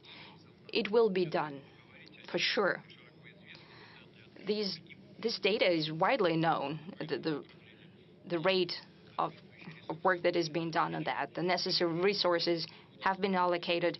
There will be no shortcomings here. We'll move according to the plan, and I hope truly that the faraway regions such as Chukotka will reap the full benefits of the modern civilization. It is extremely important for such a country as ours, because more and more people are working remotely. They're receiving education remotely. And here, high-speed internet is of utmost importance. We'll do that for sure, no doubt. Now, Alexander Gamov, the front row, one of the oldest Russian journalists. Thank you very much. Komsomolskaya Pravda website and a newspaper. I'm here with girls, with Marina, Putin team representatives. We haven't spoken about that, but I wanted to congratulate all of us and you, Mr. President. I think this is the 20th press conference, though colleagues trying to correct me here and saying that it's 21st press conference.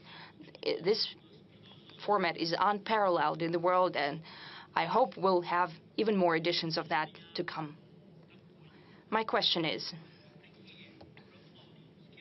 contrary to the skepticist prognosis, the presidential program Time for Heroes did not become just a single-use program, just a rubber stamp program. What were your personal hopes for this program? Were they fulfilled? Or what kind of expectations do you have now? And just a last-moment question. Why don't we cherish and protect enough, our heroes? Not only the death of General Kirillov. He was mentioned as an aside today. But there were plenty of cases when our participants of the special military operation were offended, or later the law enforcement interfered, but there were many cases. Now more to the Time for Heroes, the program. I represent the heroic newspaper Komsomolskaya Pravda during the Great Patriotic War. This was a newspaper with frontline correspondents. And right now, since 2014, we have been producing a newspaper in Donetsk and Donbass and Luhansk as well, from the front lines. Next year, we're celebrating 100 years on the 24th of May. My colleagues asked me to give you the invitation for you to come to us. We have Mikhail Petrov here, and he spoke how we celebrated 120 years of TOS. And they received an order. We're waiting for you on the 24th of May at 12 a.m. sharp. Will you come? I will try. Thank you very much for the invitation. Komsomolskaya Pravda newspaper is part of life. Please sit down. This is a part of life of many generations of our citizens. People wake up with this newspaper. That was a morning routine for many. They read it throughout the day. It's becoming more and more modern mass media. It works in all information spheres. This is a lodestone and objective media, and I'd like to congratulate you with the results of your work. Thank you for the invitation. Now, as for the Time of Heroes platform, I spoke that I came up with this idea after meeting students and also participants of the special military operation in St. Petersburg. I sat there and it occurred to me that I had in front of me the people who were the future of the country. And that's when it occurred to me to build this platform. I won't hide it. I came back to Moscow. I spoke to my colleagues. I asked the administration to work this through, and they came up with the name, the Time of Heroes. And I think it's very apt. 43,000 applications came in during the first stage. And of course, we went forward with a very rigorous selecting process. Just 83 applications went through to the next stage. We need to make sure that they've got the education, they fit the parameters, because they will have to work, and the government and big companies and municipalities, ministries and agencies. I spoke about this during my meeting with United Russia, but I have to say all of them, every one of our people fighting for our country and the special military operation are worthy, but we have to make sure that they fit the field they want to work in, because they need some experience, education, because it's one thing fighting for your country and another working with people. You have to have a certain predisposition as well as a talent, because these activities are somewhat different. And we have to choose the people who are willing and capable of working there. And so far, there hasn't been a single hiccup. All of them have fit perfectly. Right now, we've launched the second stage. 15,000 applications have already been filed. The period for applications has been extended until mid-January, mid-February, or something like that. And this process will keep going. As far as the first batch is concerned, many of them are working. Some of them have been appointed as heads of Russian regions. Many of them have found themselves in business, in entrepreneurship, in the government of all levels, federal, municipal, regional levels, working in big companies as well. And I would like to reiterate something that I spoke about during the United Russia Convention. I've recently visited a rehabilitation center. There are soldiers with trauma, with injuries. Some have missing limbs, but I can see a spark in their eyes, because they are willing to work, and they're capable of doing that, because modern rehabilitation techniques allow that. They can work in a fully fledged manner without any health restrictions. The only thing they need is a helping hand. You know, I remember the face of one of those guys. He said, yes, I understand, I do not have the education, I have neither education nor experience, but I want to do that. And these are precisely the people we need, those who are willing to work, who want to work, and all they need is a little help. You know, when I was still doing judo, our coach, Rackling, said, do as many pull-ups as you can. And some of them did a lot more than I did. And you know, we asked him many years after, you decided to take in some of us who didn't make as many pull-ups as others, but he said, you know, you went to the end. Your hands were trembling, your arms were spasming as well, but you made as many pull-ups as possible, whereas the others did as many pull-ups as they required, and they didn't fight. So you were willing to go all the way. And these men are just like this, and they need some help. Oh yes, that's a very important question. I understand. Yes, you're right. The first ones, we are aware of what the adversary is seeking to do. And these attacks are not just targeting our military. I expect that when I talked to your American colleague, there are, you know, assassinations like that of Madame Dugina, which was terrible. There are attacks on journalists, on civil leaders. These are terrorist actions perpetrated by the current Kiev regime. And that means that our law enforcement agencies, as well as our special services, are missing these strikes. What can I say? I can say that we need to improve our work and make sure such things never occur again. You know, the right part of the central sector, I saw a very popular blogger right there. Yes, he just stood up. Well, this is an unconventional guest. What do you mean, unconventional? Mr. President, my name is Vlad Bumaga. I'm a video blogger. I've got more than 80 million subscribers, mostly young people. And as we know, young people spend much time on the internet every day, from 5 to 8 hours, and half of that time is spent watching video content. And just as many other content creators, we're actively pursuing the development of our Russian platforms such as VK Video. Yes, these platforms are not yet great, but they're growing steadily and they provide a high-quality service.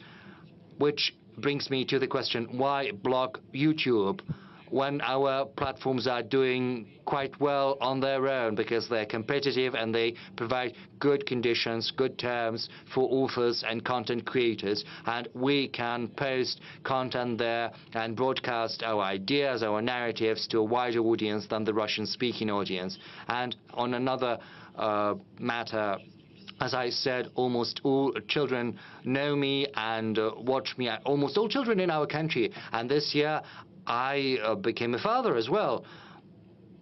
My congratulations. And my congratulations to your wife, because first and foremost, she's the one to be credited with that. Yes, I'll do that. So I am a person who creates video content which many children are growing on. So what are the values I have to broadcast? And is there anything that I shouldn't do?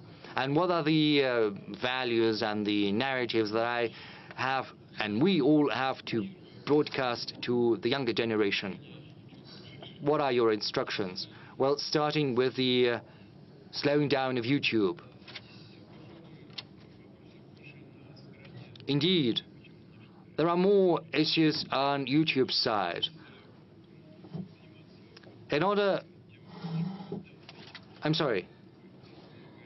Vlad Bumaga, is that your pseudonym? Is it your pen name? No, it's my real surname. Oh, great. Bumaga, because, you know, it's the Russian for paper, and we know that paper is stronger than stone. You said 80 million people, which is unparalleled. That means that the content you're creating is in line with the expectations of these 80 million people who are following you. This is the fruit of your creativity, and I would like to offer my congratulations to you on that. Secondly, Google is the one owning YouTube. When Google was creating its network in Russia, they set up subsidiaries, the legal entities that created those services, and they had to be maintained. So Google was working through these subsidiaries. Once the West started slapping restrictions on us, Google started diminishing its funding, and it also reduced the supply of equipment, thereby creating problems for itself. Moreover, Google needs to be in compliance with our legislation. They have to avoid any type of wrongdoing. They shouldn't abuse the internet network to secure foreign policy goals of their respective governments. Say, when you are watching for some topic, for music, for culture, and all of a sudden your search result gives you links that have no relation whatsoever to culture or music. Rather, these links lead you to some propaganda of a political platform or something like that.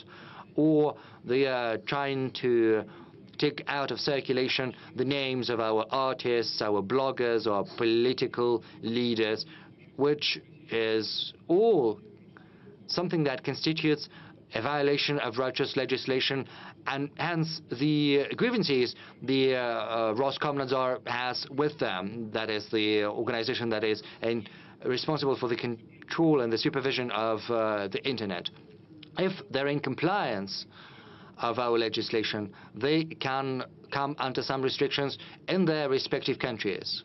But if they want to work in Russia, they have to comply with our law.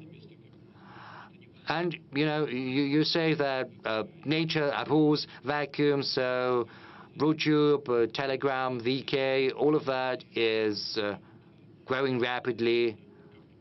And if YouTube understands that and tries to reconfigure its presence in Russia, then they will have no problems here whatsoever. Now, as for the material we need to use to rear our children, I'm confident, Vlad, that giving such type of advice is basically pointless, because people like you, especially now that you have become a father, now that you have a child, you feel this weight of growing responsibility. You feel responsibility towards your child and towards the future of the child, as well as to the country your child is going to live in. And this sense of responsibility is going to serve as a beacon for you. And it's got to be even better than any instructions or advice I might provide to you with regard to what I think is useful for the future of our children, or what is perilous and nefarious for our children, and which is something you have to fight, not because this is what I instruct you to do, but because your heart tells you to do that. Unfortunately, I skipped TV3. I'm sorry. Since we're talking about children, we've got a young girl, a young lady there, duping families with children, maybe the allowance? Well, I'm going to tell you. My name is Yelena Usmanova, Mr. President. I'm from Tatarstan. Yes, Tatarstan once again. An online newspaper. First, thank you for choosing Kazan as the venue for BRICS summit, but my question is not related to that. There is a group of fraudsters who have duped hundreds of families in Kazan who were dreaming to have of having children of their own. They drew out a mortgage with government support, but their houses have never been built. So I'd like to ask you whether they will get any help, as you in the past provided help to those who paid for their housing before their houses were built. Because right now, these families have to pay back their mortgages. So when will people get support rather than the banks? Well, please stay there, please, with the mic. The thing is, we have set up a system for escrow accounts. If a person draws out a mortgage, then the money is channeled to an escrow account, and this money is frozen until the house has been built. I'm talking about individual houses, not apartment houses. The thing is, individual houses are in compliance with this program. It's the same. It's 3%. And, you know, we built 105 million square meters last year, and 50% of that was accounted for by individual houses. But the money was supposed to stay in the escrow accounts. Where did the money go? I do not understand what you're talking about. Well, this is what we had in Tatarstan. Hundreds of families ended up in this situation. Where did the money go? Can you tell me? I don't know the details. What's your name? Lena. Yeah, Lena, those details matter a lot. Let's get to grips with it. It wasn't about escrow accounts. Lena, it may be probably the case when people are hoodwinked and their money is taken from their accounts, and probably we should compare and contrast it with other cases of similar kind, and we should prevent such cases. So we need more detailed information, because I'm not in the know, because these are very important things, and we should rectify such flaws. Actually, we have some of the housing still under construction, and the money resting and registered with escrow accounts constitute around 7 trillion rubles. In totality, more than 65% of what is needed to complete the construction of the purchased houses. And this will be so that it's constructed in 2025, and no one will be left without the purchased flats, and the money on the accounts are protected and hedged and ensured. If you know about some practices that are off escrow accounts, please let us know. TV3 or Turkey. We will come back to you later. Anadolu Agency, Ali Jura. Mr. President, Israel has been breaching the international law, killing tens of thousands of people, including children, in Palestine and Lebanon. Currently, Israel has been capitalizing on the situation in that region to occupy Syria, breaching its sovereignty. How can you comment on the action of Israel in that region? Have you had a conversation with President Erdogan? Thank you. Please have a seat. We are in constant touch with President Erdogan. Well, I cannot remember the exact date when we talked last time, but we definitely also talked the situation in the region, in the Middle East. And the attitude of President Erdogan and Turkey to the Middle East developments is well known, and our position on Lebanon and Palestine also is common knowledge.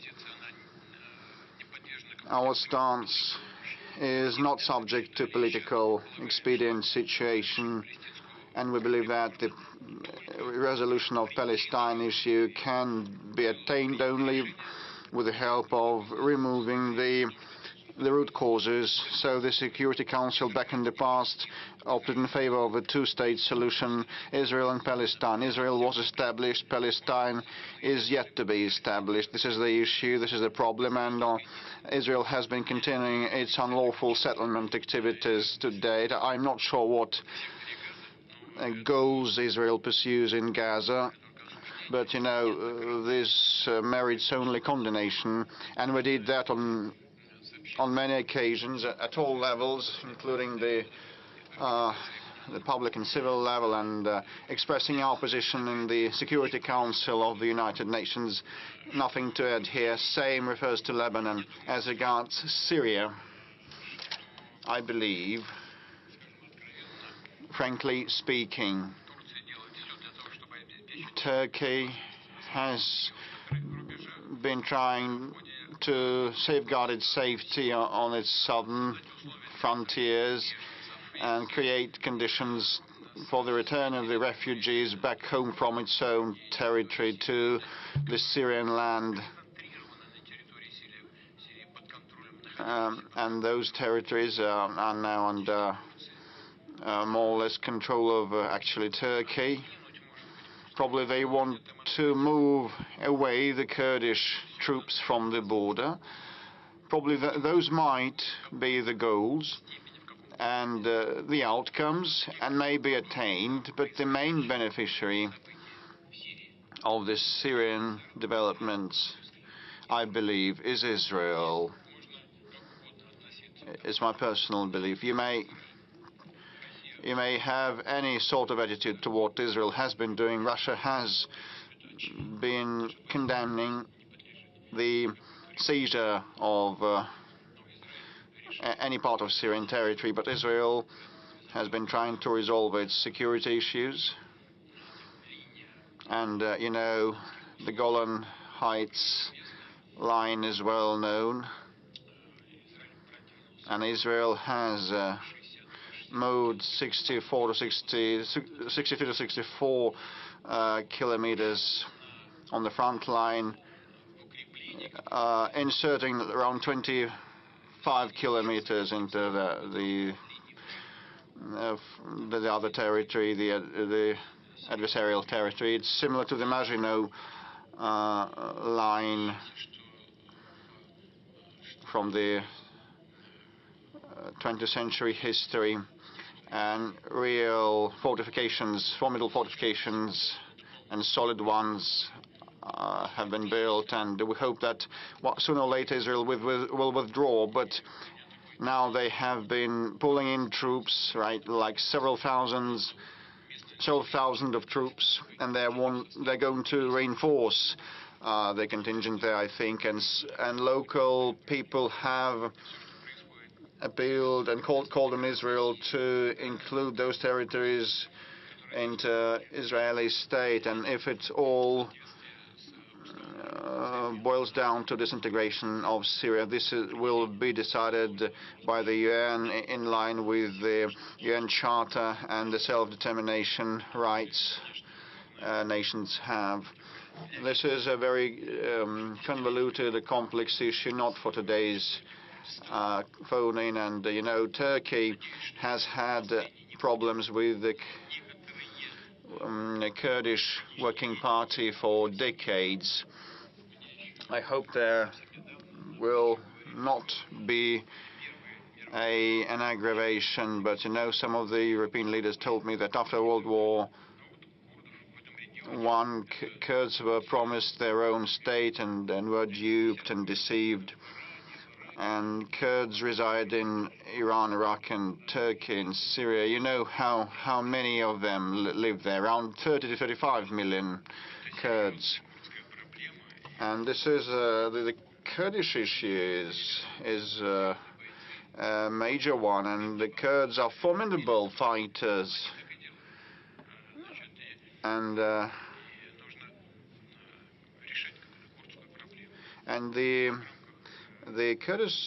Kurdish issue should be resolved, and it should have been done under President Assad, and it should be done with dealing with the current authorities in control of Syrian soil, and Turkey also needs to ensure its security. This is not for today's event, but there will be lots of issues to resolve. But we abide by the international law, and we believe that all nations, all stakeholders' interests should be safeguarded, including the current Syrian authorities. On this issue, we are on their side, and we are in touch with all the major groups that control situation in Syria. TV3 military correspondent Alexander Malkevich. Just in a nutshell, the fighters asked to convey words of gratitude. Last week you met with Human Rights Council members and supported the idea of creating the Museum of Special Military Operation. This will be our media oreshnik, so to say, and our legendary Leningrad regiment has been rendered the name of Guards Regiment, so gratitude for that. So, and what is your assessment of the fund on a scale of 10 points, and what are the main goals for the foundation for next year, and the main criterion of the efficiency of the foundation for? Have a seat. With respect to the work of the foundation, Defenders of the Fatherland, that was established in June. This foundation was established, after my meeting with the mothers of the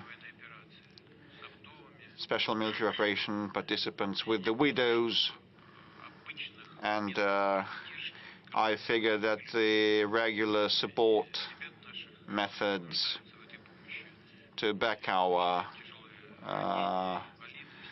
servicemen and support the families of the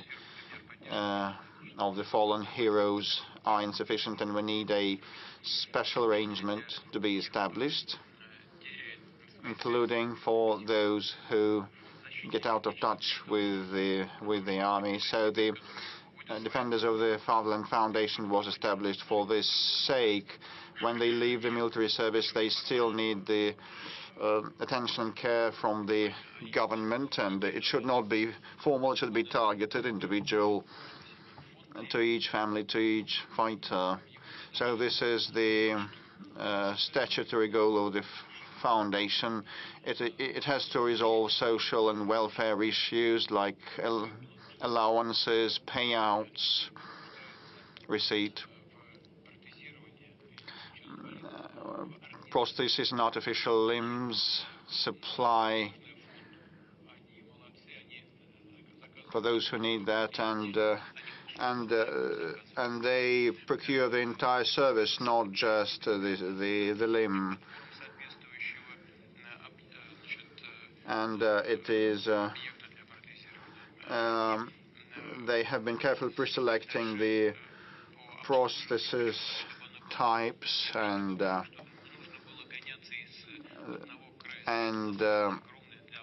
post-operation care also is part of what they work on. Still, some of the patients have to travel far and wide across the country, and they have to resolve that. I talked with Anna Yevgenievna Tsivilova, who has told me that now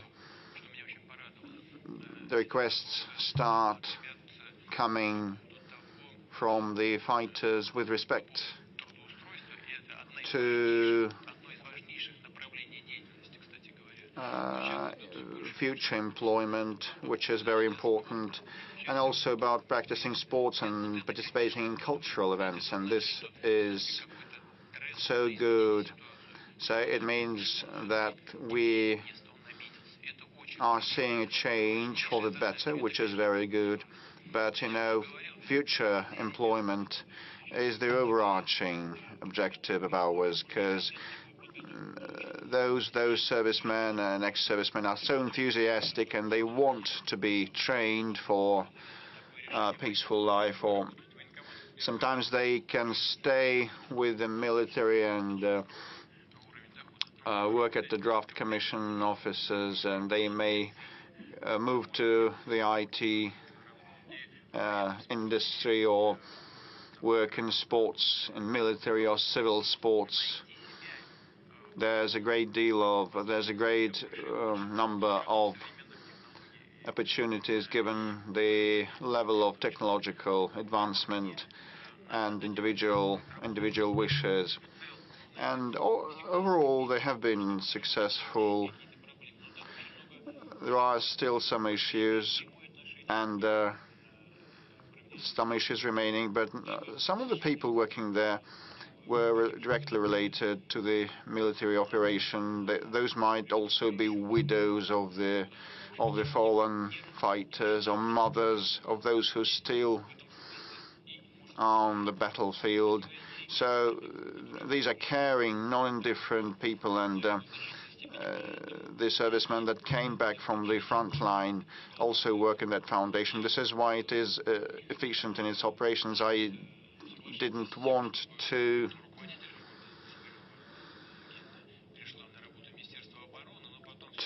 allow the director of the foundation, Tsivilova, to become part of the defense ministry, but I ceded to the proposal of Belarus, of the defense minister, who said that he believed that for the sake of a seamless process that is needed, because part of the servicemen will be under the defense ministry.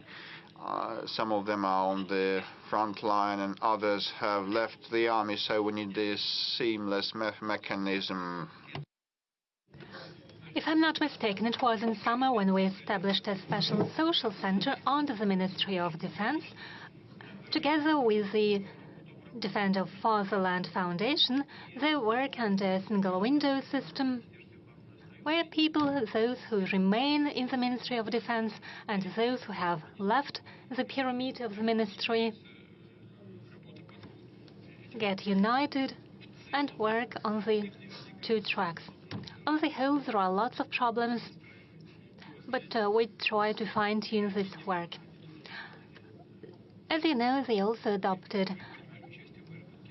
participated in the elaboration and development of decisions. Previously, everyone received 3 million for small injuries, even for small scratches, and those who were severely injured, entailing a disability, also received the same amount of compensation. And fighters themselves requested that the system might be changed, and we started paying those severely injured 4 million rubles. But when I was receiving these reports, I saw that those soldiers who were severely injured and got disabled previously got 3 million people, and after that the changes were made, meaning that those who had been injured before were underpaid, and we fine-tuned the system, and those who were injured previously and earlier, received 1 million more. I see that Ksenia raises her hand.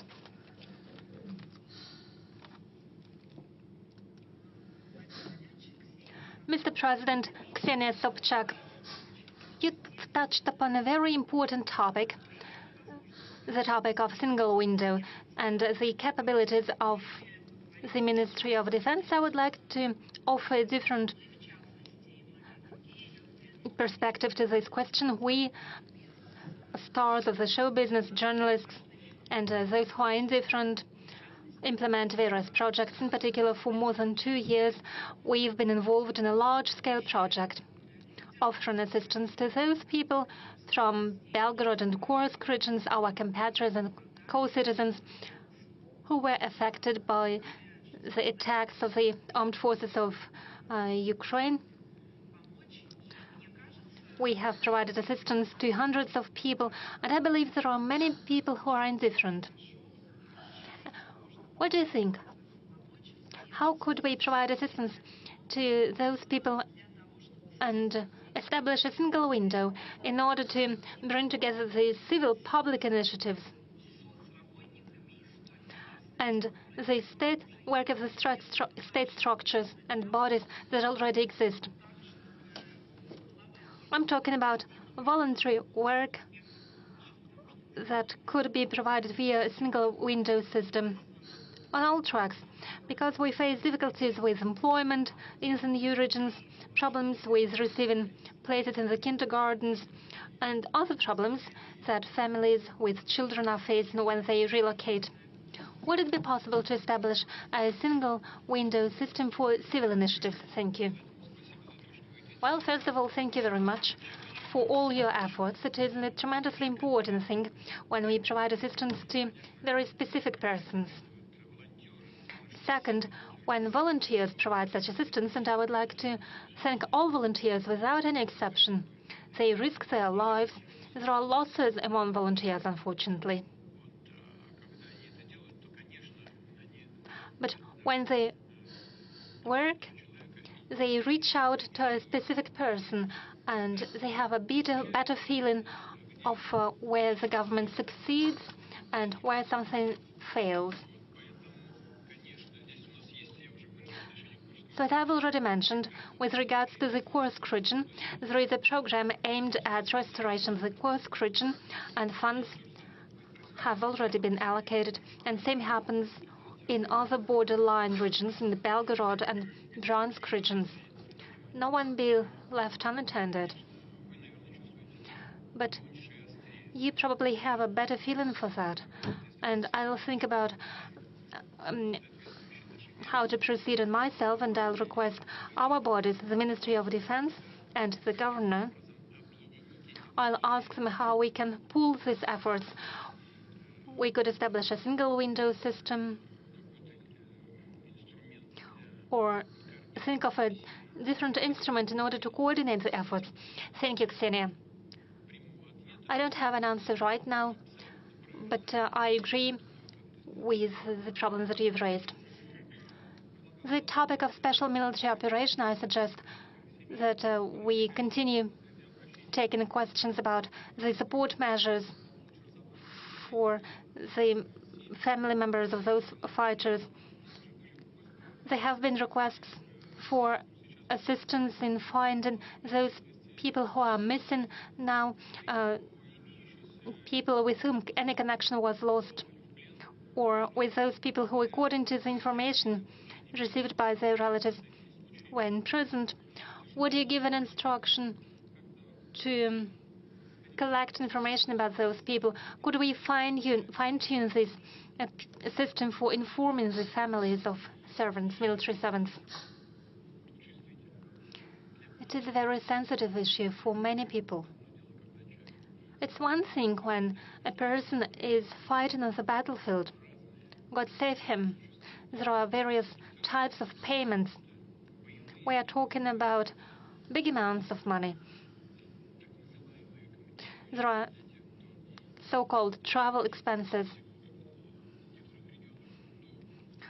for those servants who were sent to the borderline regions, to the regions of the special military operation before the hostilities broke out there. So they were paid the so-called travel expenses. Since they receive allowances for participation in the hostilities on the front line, and there are small differences in these allowances. But as a person disappears, then we should provide assistance and support to their families.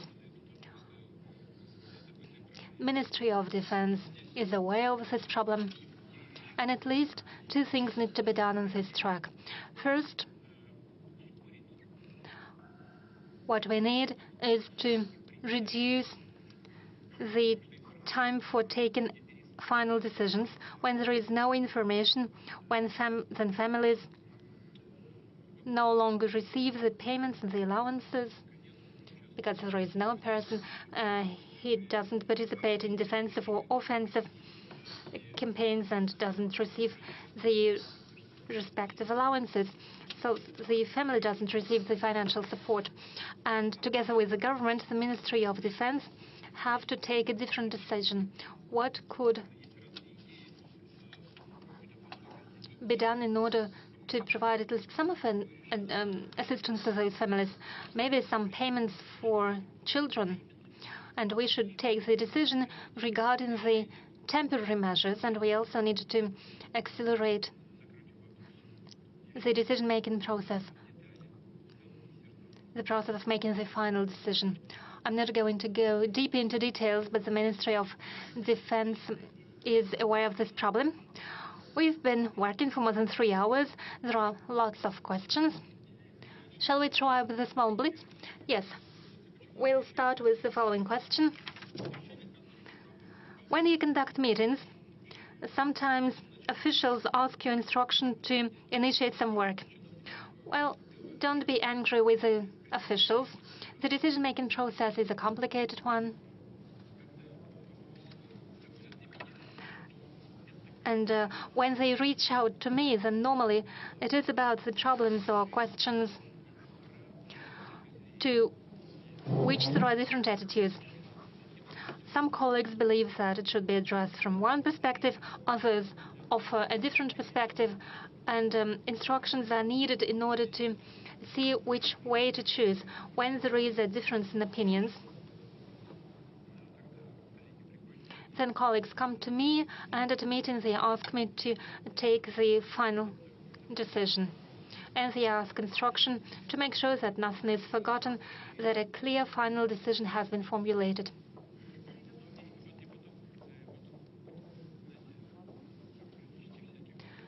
And, there are some bureaucratic tricks when everyone agrees it needs to be enshrined on paper to make sure it is a regulatory document. A second question, with whom of those who have passed away already or those who still live today you would like to have a cup of tea?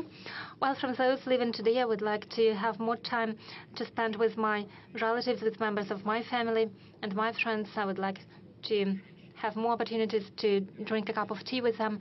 As for the world leaders who have passed away already,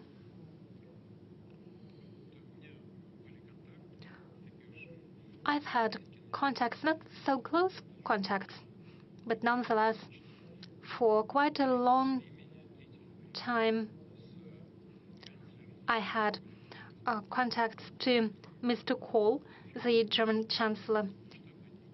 He was a world-scale figure, not only due to the fact that he was a corpulent man, but also thanks to his beliefs. After my very first meeting with him back in 1993, and for a long period of time, after he no longer was German Chancellor, he sometimes regularly, not quite frequently, but regularly came to visit me, and it was my distinct pleasure to talk to him. He was an important figure of his time. He had done a lot for his homeland, for the German people, and he was a real world leader, and I still have warm memories of many of our conversations. They were useful for me, and it is no exaggeration. They were useful. He was a very President of France, Chirac, was a very interesting personality. He has encyclopedic knowledge. He knew everything, whatever you asked him. And he had his own opinion on anything, and he stuck to his opinion. He was a very gallant and polite man, and I learned a lot from him. I learned a lot from Kohl and from Chirac too, his manners in particular.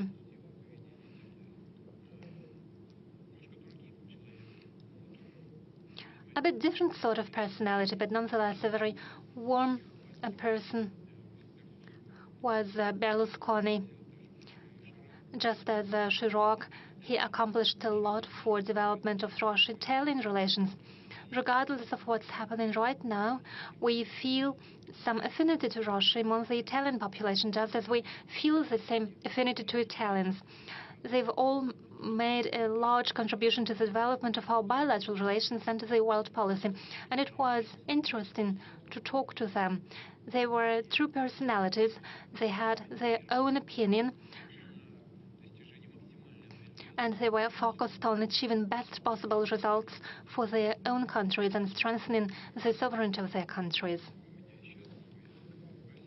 Even now, I have many friends in Asia. I've mentioned the friendly relation with China and India, and have warm relations with Prime Minister of India. So I have people to talk to. But just as any human being, those are my family members who are most important to me, and I have some friends from my childhood.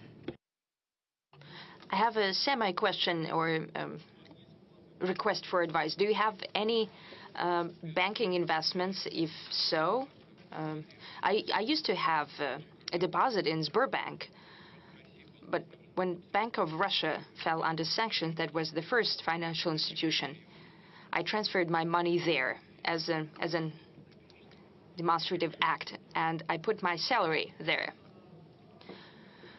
So did Elvira Nabiulina tell you about the interest rate tomorrow? I think it's interesting not only for Valery Simonov, who wrote from Pskov region.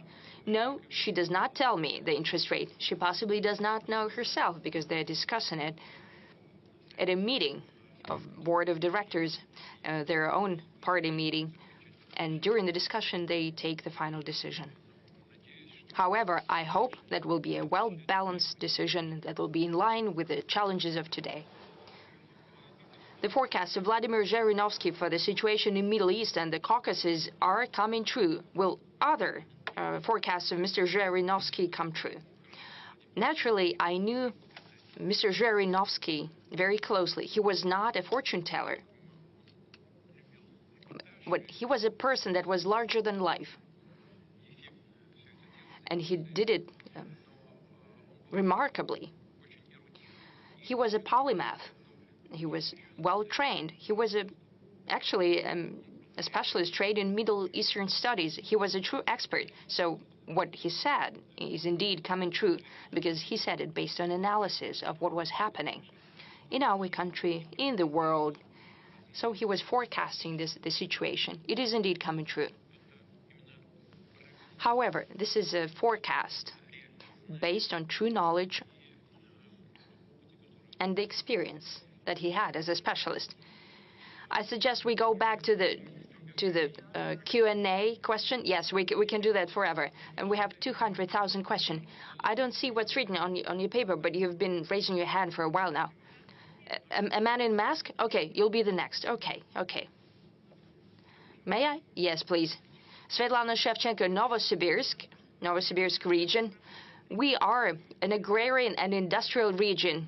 We create value-added products.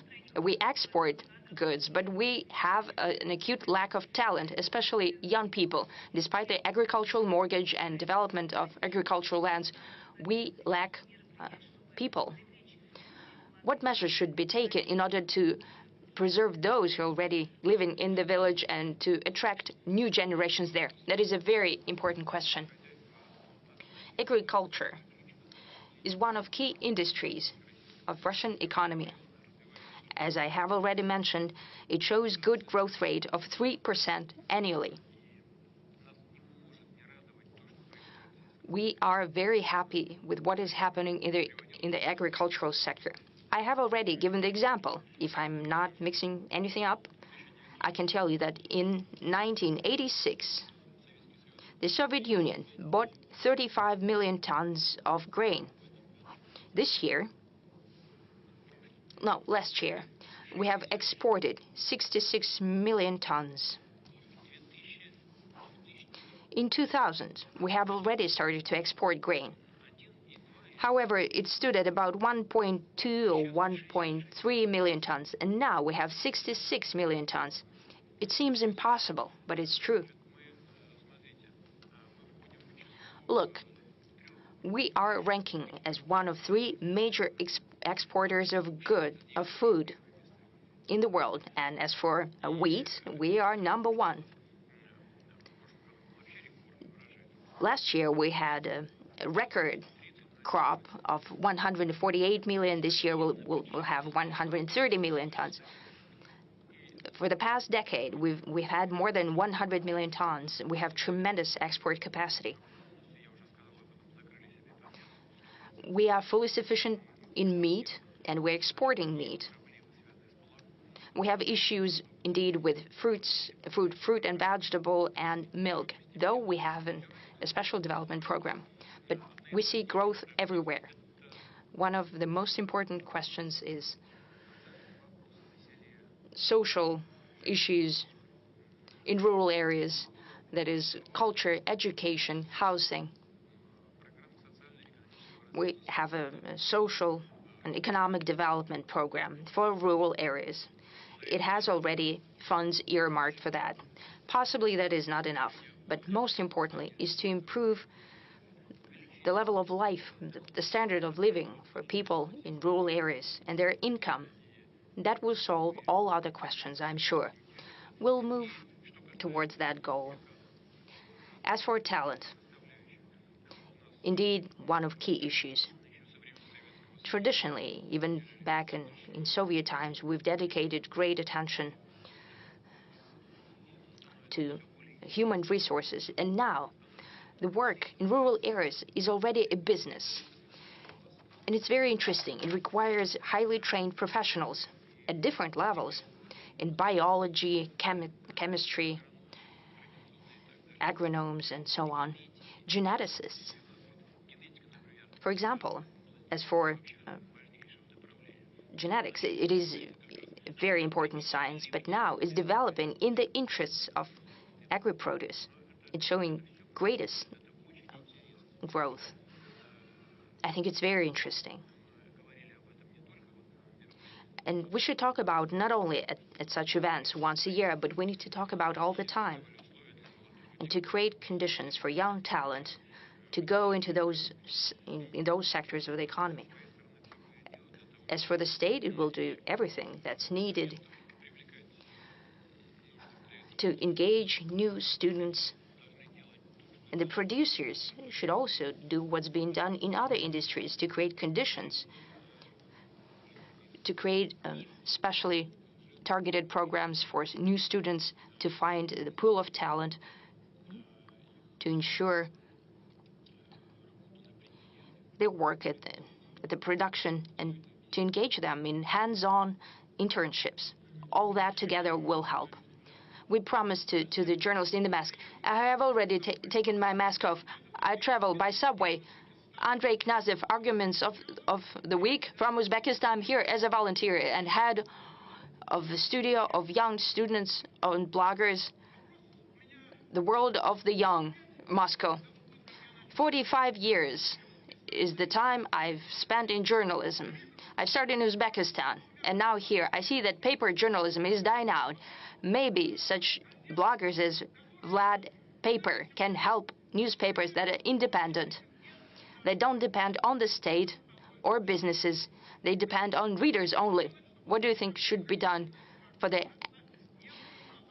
weekly press not to go extinct? Because bloggers are not always smart, they're not always good. It's a short question. Now, another question that asks to many authorities, including Madam Zakharova, spokesperson of MFA, and she told me to go to Vladimir Putin, direct line. That's why I'm asking questions here.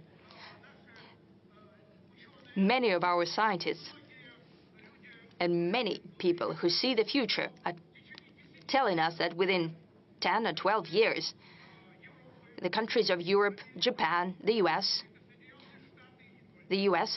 and beyond, the continent of America, might land underwater, might be submerged in the water, and they will try to ask to resettle into our country, but they're against us. Maybe we should tell them ahead of time. it is a hypothetical situation, but there are such forecasts. I read a lot of newspapers, not some telegram channels and those liars and everything. That's my question.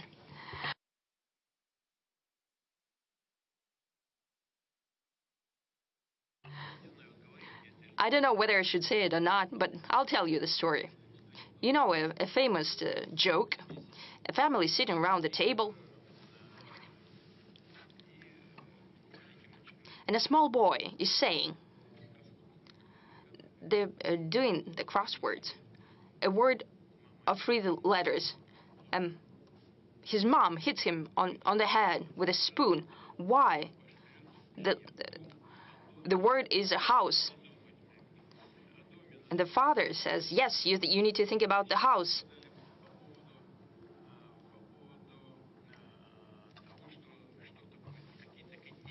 So you were talking about some continents going underwater, and they need to think what would happen to them. But you need to think about home, not about... I was listening to you so attentively. You're so energetic, but let me finish, please. Thank you.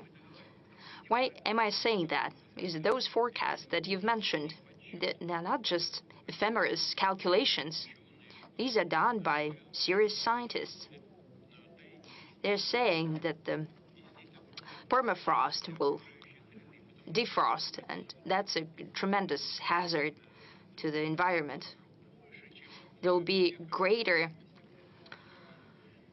emissions of carbon, more than all cars around the world. And if permafrost melts, that means that the coastal regions of Russian Federation might be jeopardized as well. We have villages and settlements that are being on stilts, put in permafrost. It's already melting. We need to think about that. As for our coastal cities, including St. Petersburg, keep that in mind. Yes, we've built the dam there. That was the dream since the times of Peter I. But we need to think ahead. What will happen to coastal regions? We need to think about our home, first and foremost. What about paper? Yes. Hold on a second, please. If someone is going to resettle here, we have 2.3% unemployment. Basically, no unemployment. We have labor migration and issues in connection with that. We need to think about that as well. If we have a tremendous inflow, we need to consider that, where to settle people. We are the largest country in the world in terms of territory. However, beyond the Urals, do you know how many people we have there? 12 million. That's not enough. We have territory to resettle people, but we need to think about the social and other types of infrastructure, about the rules. This is not just a idle question. You're presented with great pomp, but indeed the question is there. But we need to think about our domestic issues first and foremost. As for paper journalism and help from Vlad Paper, I'm sure that such people will support you because they're talking about paper journalism. I have a feeling that paper journalism would also find a place in the ecosystem and in changing landscape, just like a paper book. You still have, well, you can leaf through a gadget. You have better fonts, for example. Sometimes I use it myself. However, taking a book, a paper book in your hands, not just because you have pictures there, it's also interesting. This is also a piece of art, quite often. This is a piece of art in your hands. So paper journalism, sometimes taking a paper, Izvestia newspaper or Komsomolskaya Pravda newspaper, if you just leaf through it, there is also a certain pleasure in that. And I hope that those who do that will keep in mind.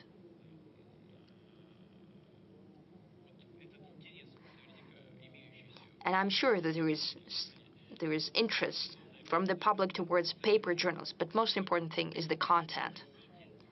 Whatever the vehicle, whatever the media, but as Vlad the Paper said, most important is the content. And if a paper has decent and interesting content compared to some internet foam Let's talk about health. This is one of the topics that's of great interest for Russians. It's ranking number 2. Lack of doctors in clinics, lack of drugs, and so on. I suggest we connect to Irina Sychova from Nizhny Novgorod. Your question. Mr. President, good afternoon. My name is Irina Sychova. I'm from Nizhny Novgorod city. I have an appeal to you. Please take a look at our medicine that is free of charge, our healthcare. I would like to thank you for the renovated facilities of the clinics. Thank God they're being improved. However, the clinics are lacking specialists as well as GPs. Doctors are leaving for commercial clinics. What are we to do? We pensioners. I cannot sign up my father for a visit to cardiologist. The doctor receives patients only once a week. There is no electronic queue because the doctor is not fully employed at the clinic. You have to start standing in the queue at 5 a.m. to get to sign up for the visit. And the queue is standing outside till 7 a.m. Many elderly people cannot stand up to the test of that. We hope that you'll be able to look into that and sort this out. Thank you. Irina Sychova. Madam Sychova,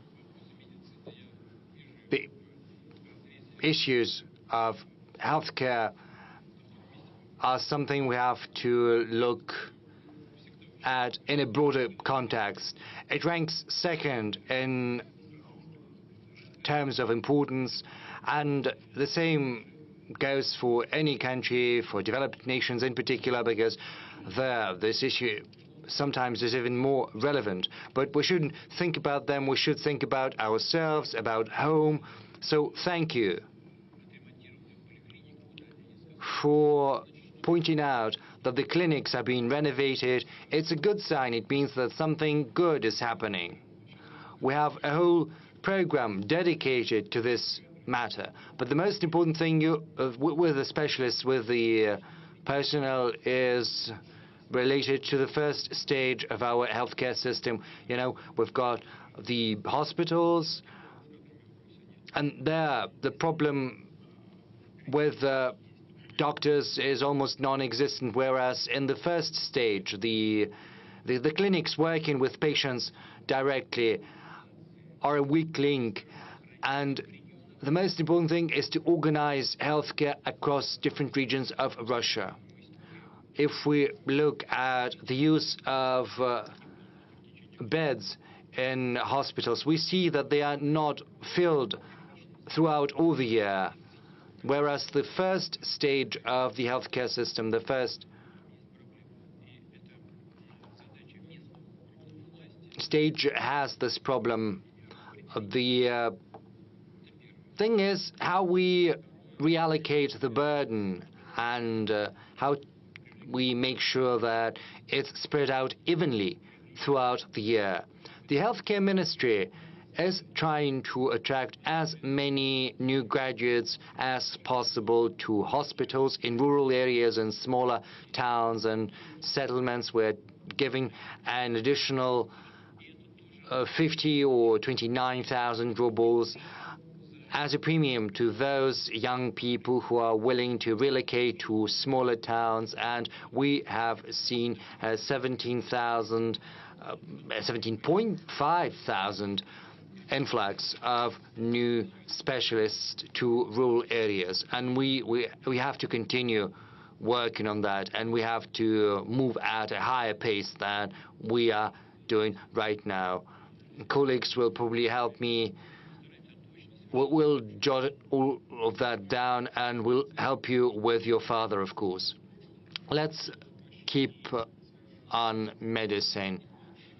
We have a smaller number of questions as compared to last year related to deficit of drugs, but there are problems for drugs on prescription. A pensioner from Kerch is writing that she needs drugs against cancer, but unfortunately drugstores cannot provide her with that because they're simply not there on our shelves, and she has to pay from her own pocket. And there is also a lack of saline solution. So people who've got diabetes, they are facing challenges with the supply of insulin. Rashida Iudinova writes to us that in Neftejugansk she cannot get insulin from hospital, nor can she buy it from a pharmacy. From Saratov region, a person writes that he has problems with insulin and also blood sugar test strips. So, Mr. President, what do you think of the current stages of our pharmaceutical industry, and how do we provide our patients with the medical care they need, in particular the drugs they need? This is the question of the utmost importance, just as the supply of medical specialists. Pharmaceutical industry is one of the most important avenues we're pursuing.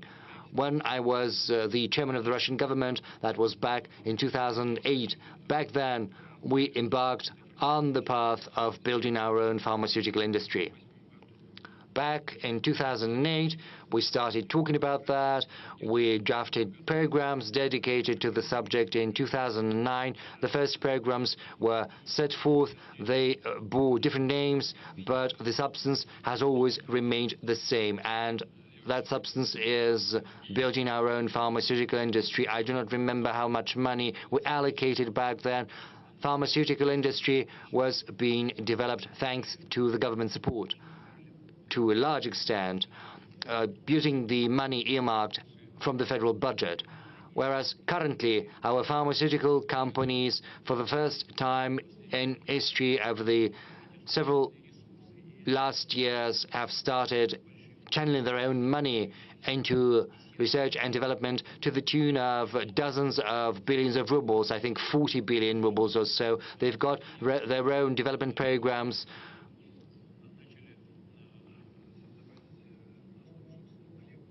They are using their own formulas to create new medications. They are creating new chemical substances,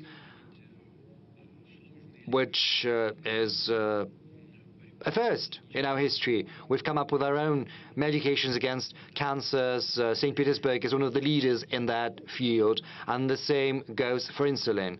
As far as the blood sugar test strips are concerned, this is just a malfunction. This is a shortcoming on the part of the local organizations, because the money for all of these medications is allocated on a timely manner, so the procurement process has to go through smoothly. I'm going to talk to the leadership of the Russian regions. Everything has to be done on time. And of course, you need to take into account the requirements of the market. We have a special program dedicated to the development of the pharmaceutical industry, which is currently part and parcel of the technological leadership program. There's a special subsection within that project related to essential medications. By 2030, we need to supply 90% of our own medications, and as far as medical equipment is concerned, the figure is 40%. So we are making good headway, but of course we've got all of this big work cut out for us, and malfunctions do happen. I know that you have spoken about deficit of insulin. Well, actually we have enough of insulin. The same goes for saline solution. I'm aware of that. I'm trying to follow all of that as far as saline is concerned. It's not about saline, it's about packaging. It has to be supplied on time. Two ministries, the Ministry of Healthcare and the Ministry of Trade and Industry, did not take the timely decision on the price of the packaging. And the price was not competitive for the producer, so they had to buy some of the packaging from abroad. Right now, the decision has been made, and I'm hopeful that these malfunctions will not happen in the future. But we'll have a look at all of that in future. Mr. Peskov, over to you. Yes, let's move back to the audience. You know, we won't get far this way. Well, let's not do it like this. You know, we'll be plunged into chaos, and we won't be able to deal with that. I'm sorry. Ksenia Aksionova, Spas TV channel. You know, there's a person whom you have great respect for. That is the spiritual father, Father Nostrin. He said that we need to prohibit abortions, four-letter words, and we also have to bury Lenin's body. The first thing, the patriarch has said that abortions have to be prohibited because they only mutilate the bodies of our people. Secondly, you have spoken about the four-letter words. You said that it's basically invoking dark forces, and I would like to ask you about dark forces because right now Russia is plunged into renaissance of occultism, readily available pornography,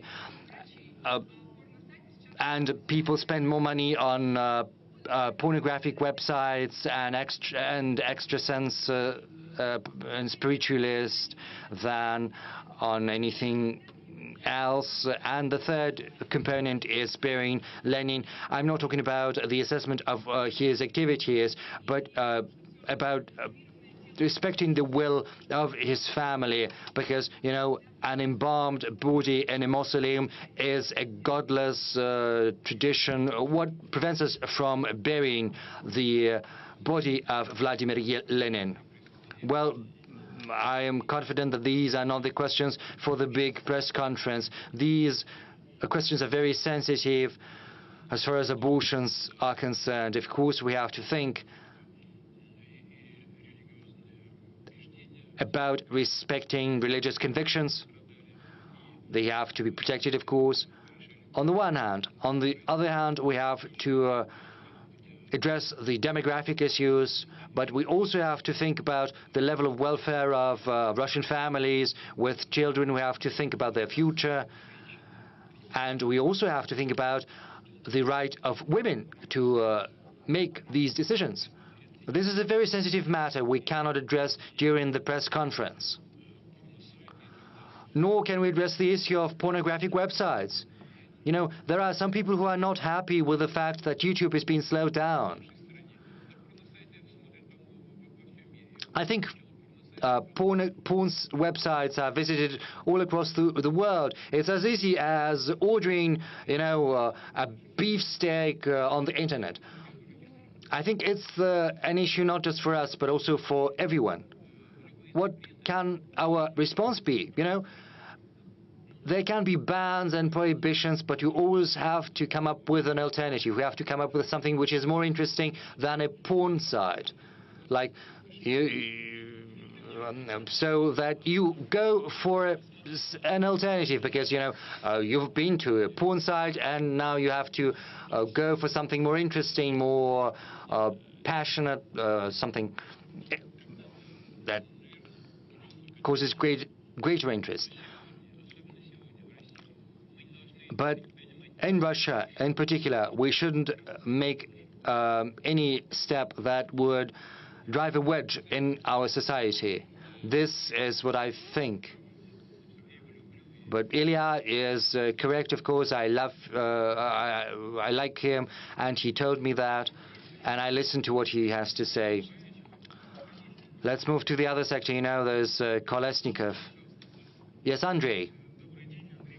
Good afternoon, Andrei Kolesnikov, Kommersant newspaper. Good afternoon. Mr. President, it's been almost 3 years since the beginning of war. We've all changed. profoundly. The war has changed each and every one of us. But what has changed inside you? Have you come to understand something about yourself? And another question, if you don't mind, maybe no one is going to ask that question. No one is asking it. Some time ago, Joe Biden, US President, pardoned his son, Hunter Biden, who had been convicted for perjury and the course of buying weapons. Everyone has expressed their opinion on this subject, whereas you chose to keep mum. So what do you think about that? Can you comment on it? Sometimes, silence is gold. That's what they say. Sometimes it's better not to say anything. Thank you for the question, incidentally. As for the pardon Joe Biden gave to his son, even though he had promised not to do that. This is a very delicate subject. We've got examples in our country's history. We know this famous painting, Ivan the Terrible and his son. We know about this painting. Maybe that's a legend, or maybe it's not, as is probably what happened to Peter the Great's son, Alexei. What happened to him? Maybe it's a legend, maybe it's not. Or what happened to Stalin? This was not a legend. When Stalin refused to swap his son Yakov for the German Marshal Powell's, he said he would not swap a soldier for a field marshal. And back then, even surrendering into captivity was considered a treason. And, the nation was on the verge of not a defeat, but a total annihilation, I would say, of the entire nation. So it was a matter of life and death, of survival of the nation. And the measures and policies taken to win were rigid, tough, and sometimes cruel. And given that sentiment that was supported by Stalin, he wasn't able to save his son. He said what he said and he did what he did, and his son was executed in a concentration camp. And Field Marshal Pauls was used during the Nuremberg trial, and no one expected to see him when he entered the courtroom. With respect to Biden,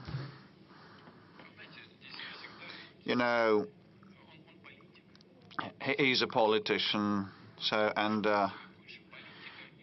whether you have more a politician or a human always is an important question. It turned out that Biden had more of a human being, so I wouldn't condemn him for that. And there was also part number one.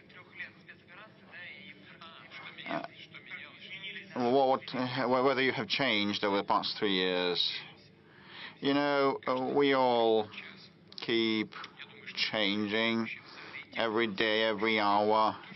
All the visitors of this room, all the streamers, we are in a flux, and those 2-something years have been, a tribulation for everybody, for the entire country, and for myself.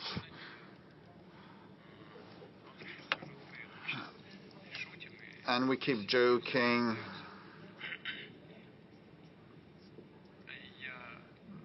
Despite that it has been a trial.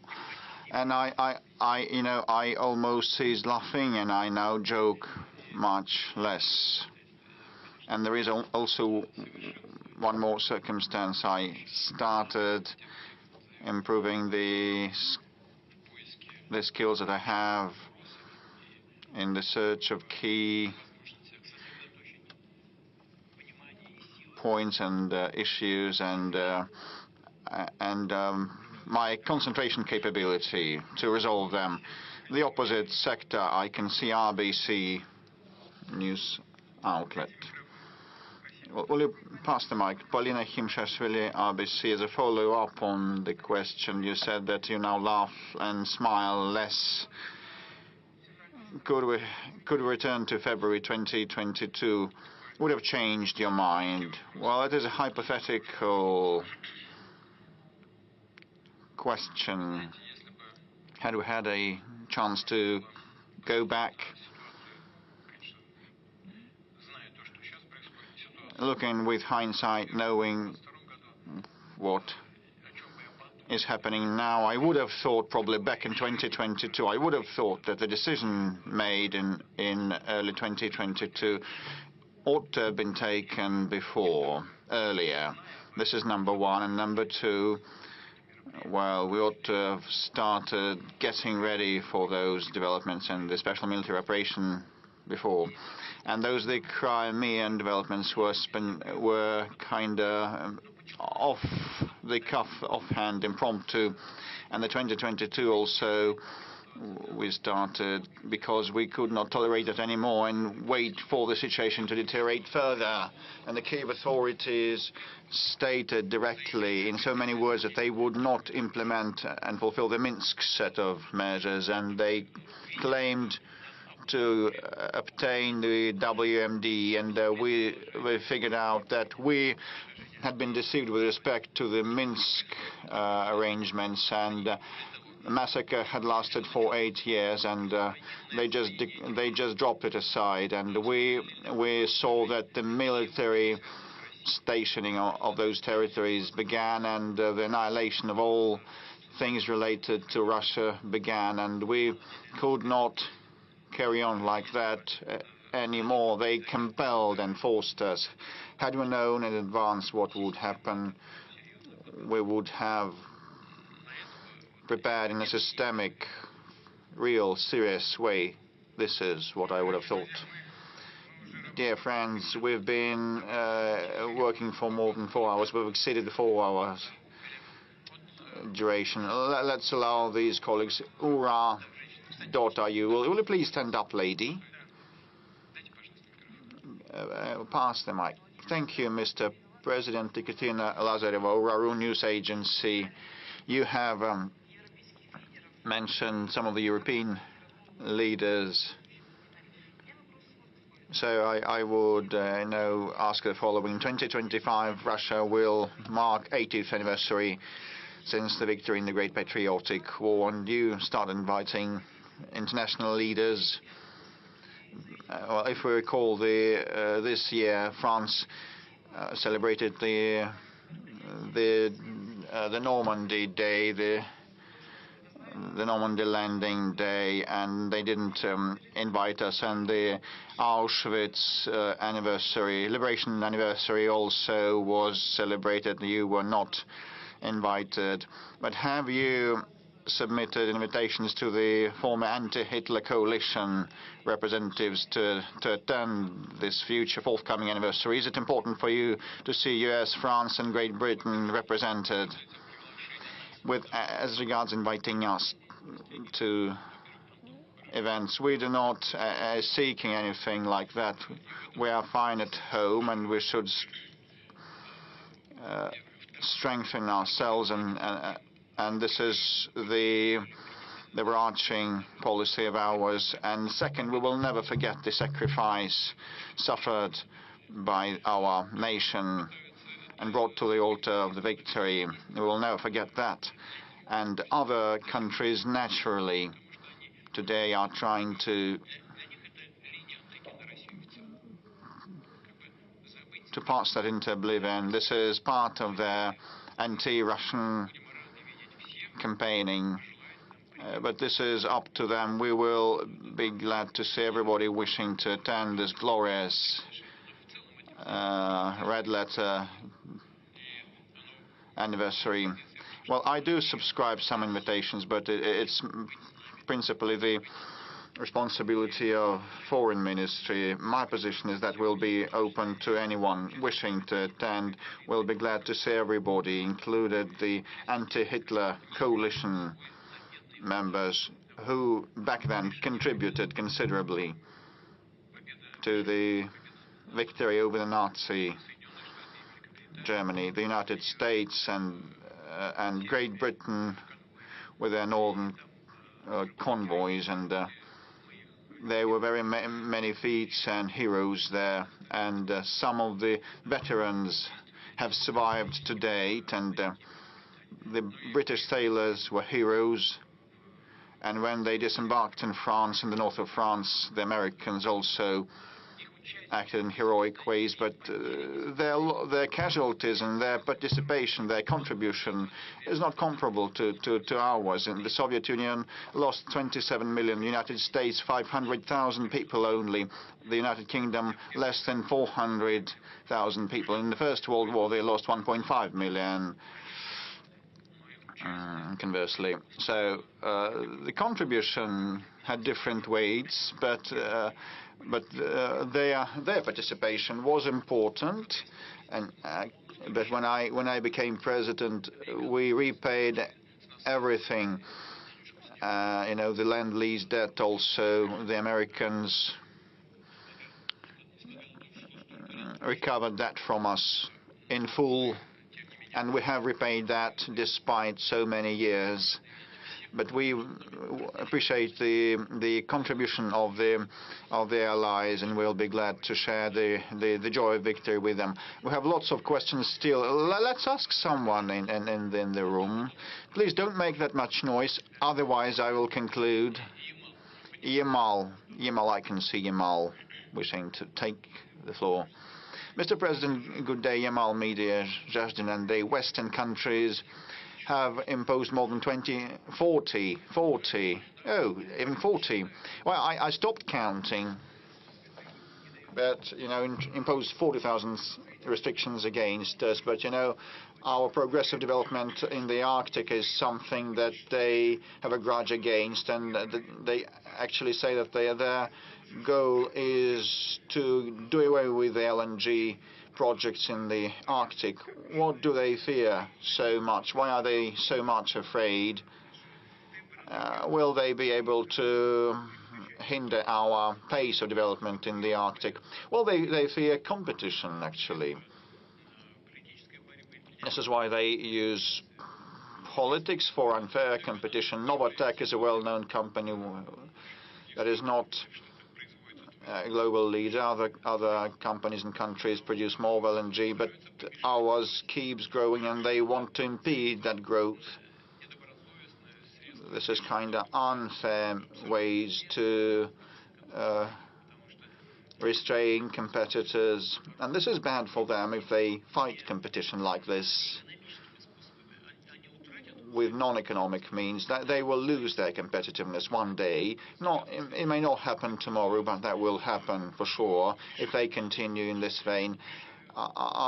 Have they been impeding us? Yes, they have. They have been putting handicap on us. Will they be able to kill it off completely? No. They will do damage to us. But, we will find a way out supplying energy, given the fact that the demand for energy will keep growing in the global economy as it develops. This is the data of the global economic institutions and their opinion. So this product will enjoy demand in the global markets, and we will keep advancing our projects and increasing our share in the LNG market. And with respect to pipeline gas supplies, Ukraine has declined to extend the transit contract. It was Ukraine, not us, Ukraine declined to extend the gas transit contract, despite the fact that they received $700 to $800 million per annum for gas transit. Now, the question is what is to be done about that. But this is not our problem. Ukraine has cut off our gas supplies to European customers and consumers. They've been eating from the hands of the West because they are not self-sufficient. They can live and wage this war only with the Western help, but at the same time the Ukrainians create problems for the Westerners, cutting off gas supplies. This contract will cease to exist. Okay, we can live with that, and Gazprom can live with that. And not long ago, our special services reported to me that sabotage actors were detained in Slovakia, and maps were found on them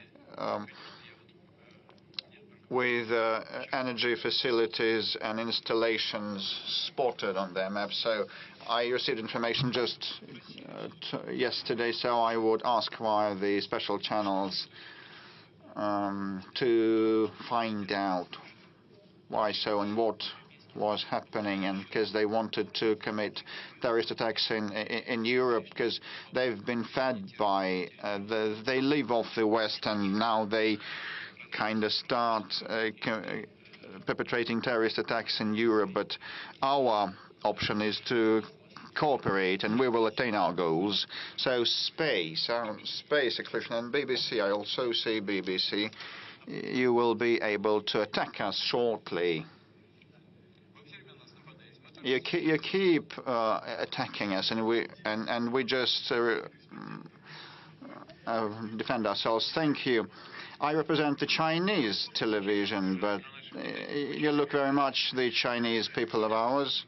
I feel that, but I'm a Russian citizen, despite the fact that I'm considered a foreign journalist.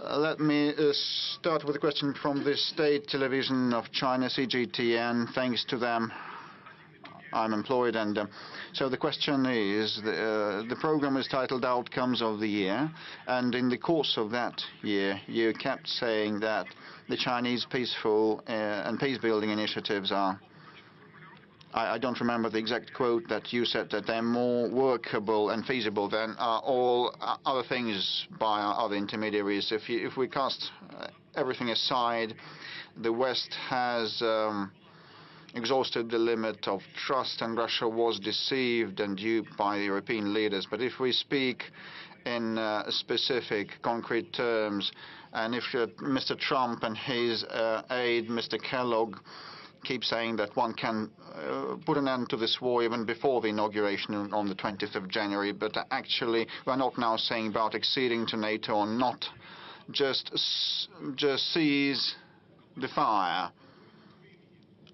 in an instant.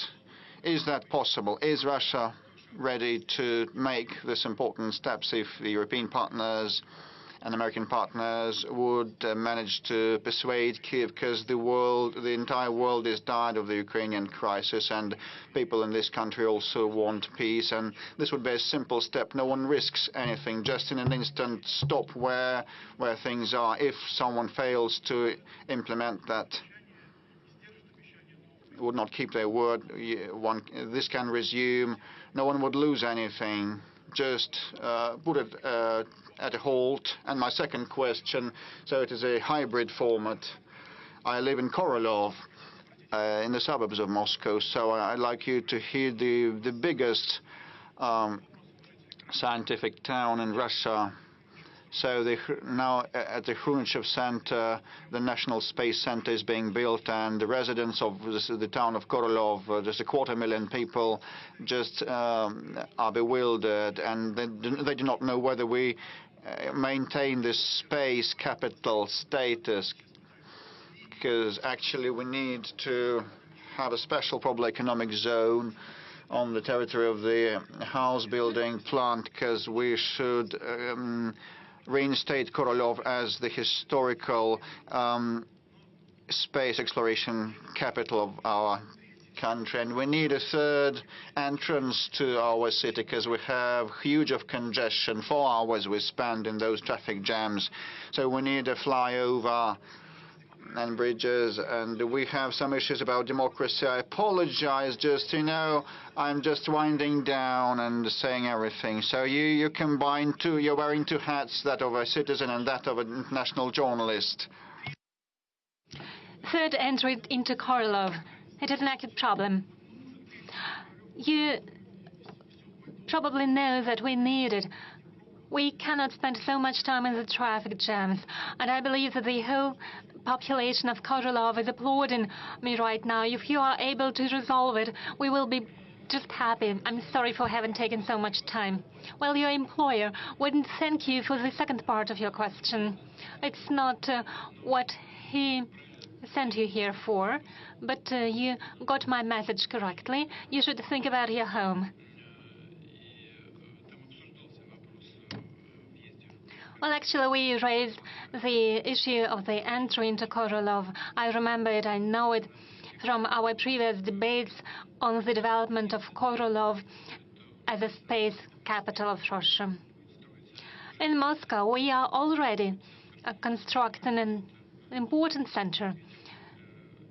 It is important for the development of the space industry, but the town of Korolov is a recognized center of space industry. I'm not going to go into detail, but Korolov, as a scientific town, undoubtedly deserves its due attention. I'll necessarily raise this issue with my colleagues, with those who deal with aviation and with space. There are different plans.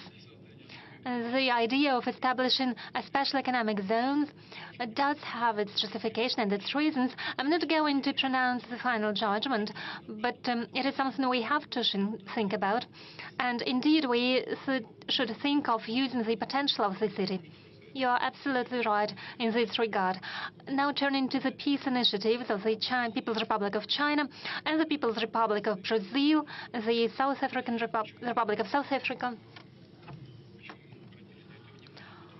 Why we find it important? It's because it is a sincere attempt to find a solution. From our point of view, this attempt is a balanced one, and it is not imposing anything on any of the parties, neither on Russia nor on Ukraine. And it has been done by neutral countries that don't interfere into the conflict like Western states do, that de facto fight against us with the hands of Ukrainians. So what they are proposing is something that we should think several times about, because they are a party to the conflict too. Well, about your proposal regarding the ceasefire. Well, you know what's happening on the ground is attrition of the military equipment, munitions, and most importantly, the troops on the part of Ukrainian armed forces. We see the attrition. That's what's happening really on the battlefield. Our army is advancing. The adversary cannot get a foothold on and can entrench on the positions that it has left. They leave the areas, and even if they take over some areas, they cannot entrench in these regions. If we declare a ceasefire for a week, it will give our adversary the opportunity to entrench themselves, to receive munitions, which is very important, and something that is equally important from the point of view of training the troops. Well, right now they are simply recruiting people on the streets. They simply catch stray dogs, them like stray dogs. But stray dogs are at least put into special centers. And here they simply catch people in the streets and send them to the front line. That's what we see on the front line, on the battlefield. They are not trained properly. It's not how people, soldiers, were trained during the Soviet times. Even those who received trainings in the Western countries cannot be compared to those who had been trained in Soviet times, because they are prepared and trained by those who have never been on the battlefield. So how can they train others? So a long ceasefire, well, relatively long ceasefire period, will give an adversary the time for training and retraining of personnel. In the battalions, they have 35% of the troops, of the necessary troop numbers. So they'll receive time to re-equip their divisions. What we need is not a ceasefire. Instead, we need a lasting peace with guarantees for the Russian Federation.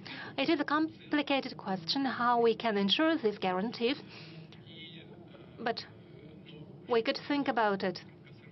As for short-term ceasefires, it was a proposal by the Prime Minister of Hungary, Mr. Orban. That's what he said. I hope Victor will not be angry with me if I reveal at least one part of our conversation. He said, "What would it cost to you if you announced to declare a ceasefire for at least a day or two?"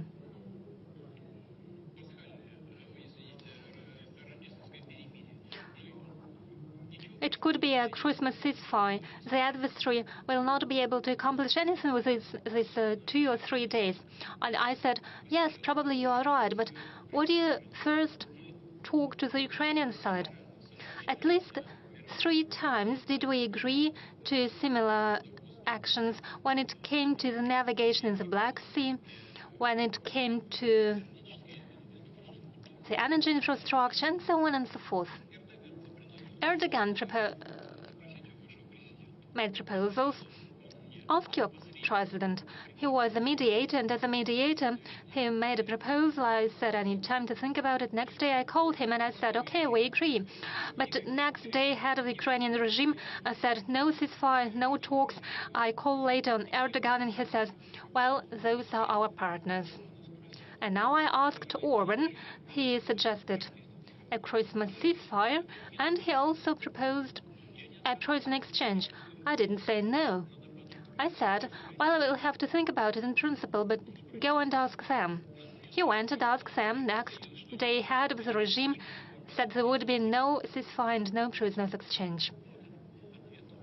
That's the answer to your question. We've been on air for more than 4.5 hours. We are going to an end. Now, word to the BBC. They promised to attack us. Well, they do so without any promises. That's what they receive money for. Exactly 25 years ago, Boris Yeltsin resigned office, and he handed over the power to you, and he told you, stay on guard. 25 years later, would you say you have succeeded in it? Because from our part, we see significant losses during the so-called special military operation that you have declared. We see Ukraine soldiers in the Kursk region. You criticize the NATO expansion and enlargement, but there is now a greater NATO presence at the Russian borderline. I mean in Sweden and Finland, we have demographic and economic problems. What do you think? Have you succeeded? Yes, I believe I have. I believe we have moved away from the brink of an abyss, because what happened to Russia before that and after that was leading us to a complete and total loss of our sovereignty. And without sovereignty, Russia cannot exist as an independent state. I would like to draw the attention to what you said about Boris Yeltsin. It looked good. One patted him on his shoulder. One preferred not to notice when he drank a bit more than he should.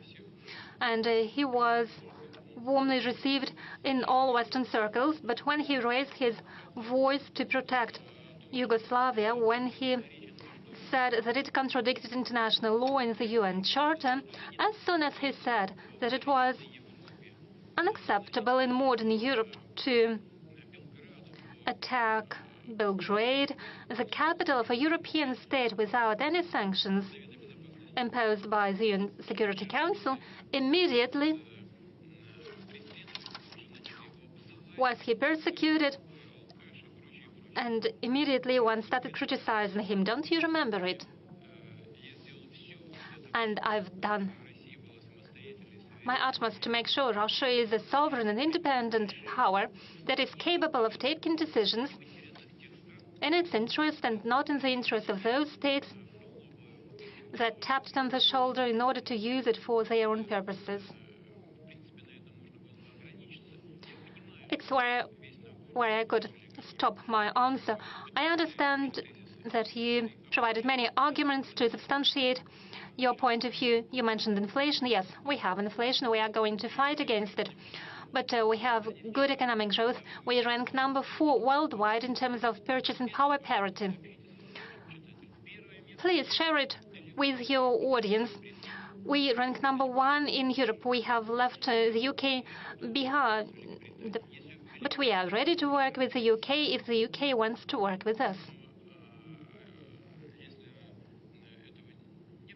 But if it's not the case, we can do without it. We can do without our former allies in the anti-Hitler coalition. Mr. President, there are many questions from the Russian citizens, so I suggest that we move on to the Blitz format. Do you have a personal dream? Of course I do. But it is a personal dream. May I please keep it to myself? A question from social networks. Alexandra Okupova asks, are you a happy person? Do you think it is a question for a Blitz? Shall I say yes or no? Well, how can I put it? Yes or no?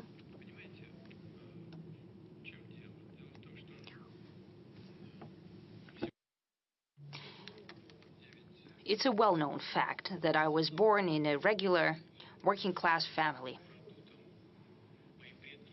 As for my forefathers, they used to cross the Danube River, and I have a document that says that one of my forefathers was awarded the St. George's Cross for that. Later, all of my relatives on my mother's side, on my father's side, fought in the Great Patriotic War. Every second of them died. My father was invalided out of the Great Patriotic War. I used to serve in Foreign Intelligence Service, so my work has always been connected to serving the motherland. And the fact that the Russian citizens, the people, have entrusted me with leading the Russian state is a tremendous honor and tremendous responsibility.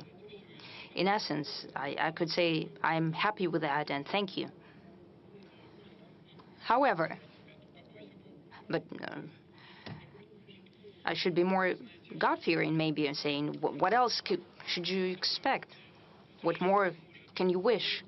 However, the happiness will not be complete until all of our guys return from the front line, until they meet their mothers and wives, until their children hug them, until our young people, girls and boys, create the necessary number of families necessary for us, for Russia, and have children. I really want our scientists and cultural figures and so on, I hope they can fulfill themselves, and then I can say that I'm happy. There was a question from St. Petersburg. Why are you being called different names by the foreigners and you don't respond?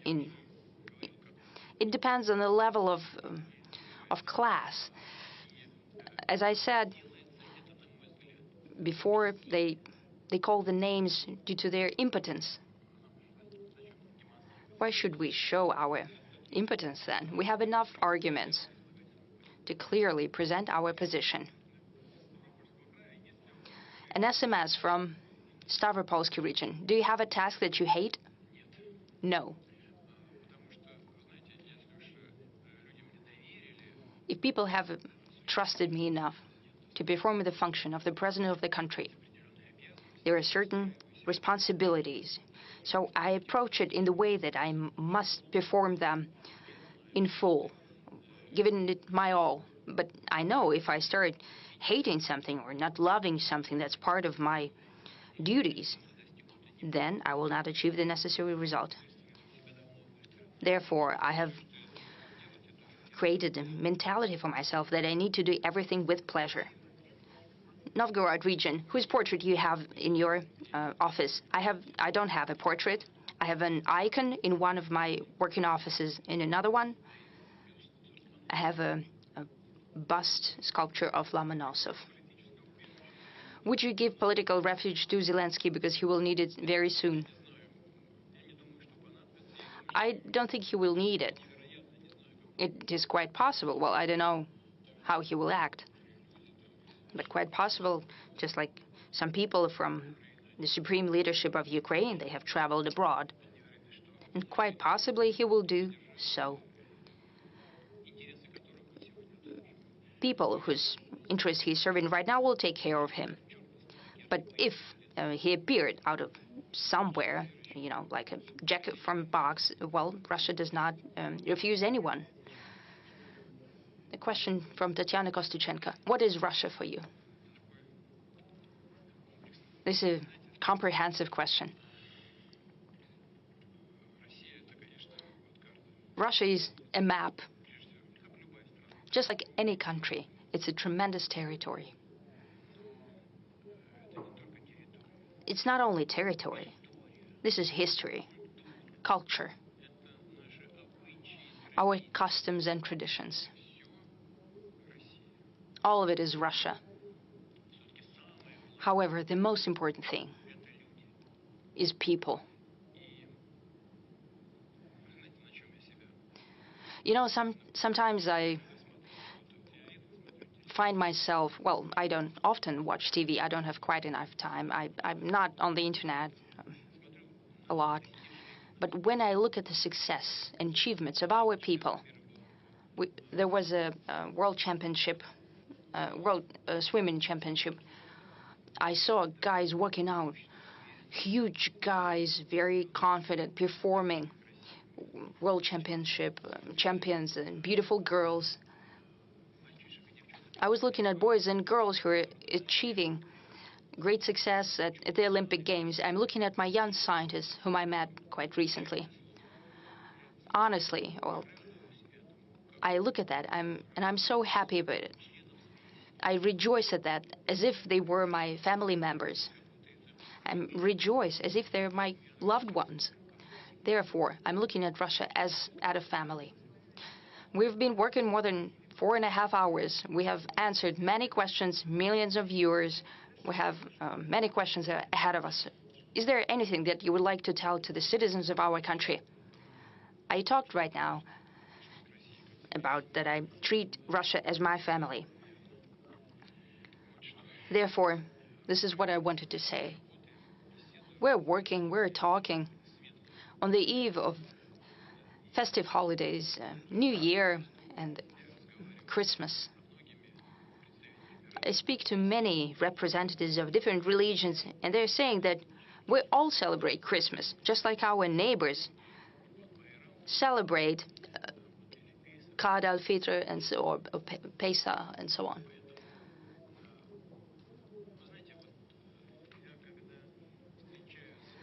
You know, when I meet with the representatives of different religions, I ask them, when you talk to people, just a regular conversation, what do people tell you? What do they regret? It's not naturally the secret of convention. But you know what people regret? They did not spend enough time with children, or did not dedicate enough attention to children. On the eve of the New Year, which is a family holiday, and especially Christmas, I would like to wish everyone to dedicate more attention to your loved ones. I would wish to all of you success, well-being, and health. Thank you.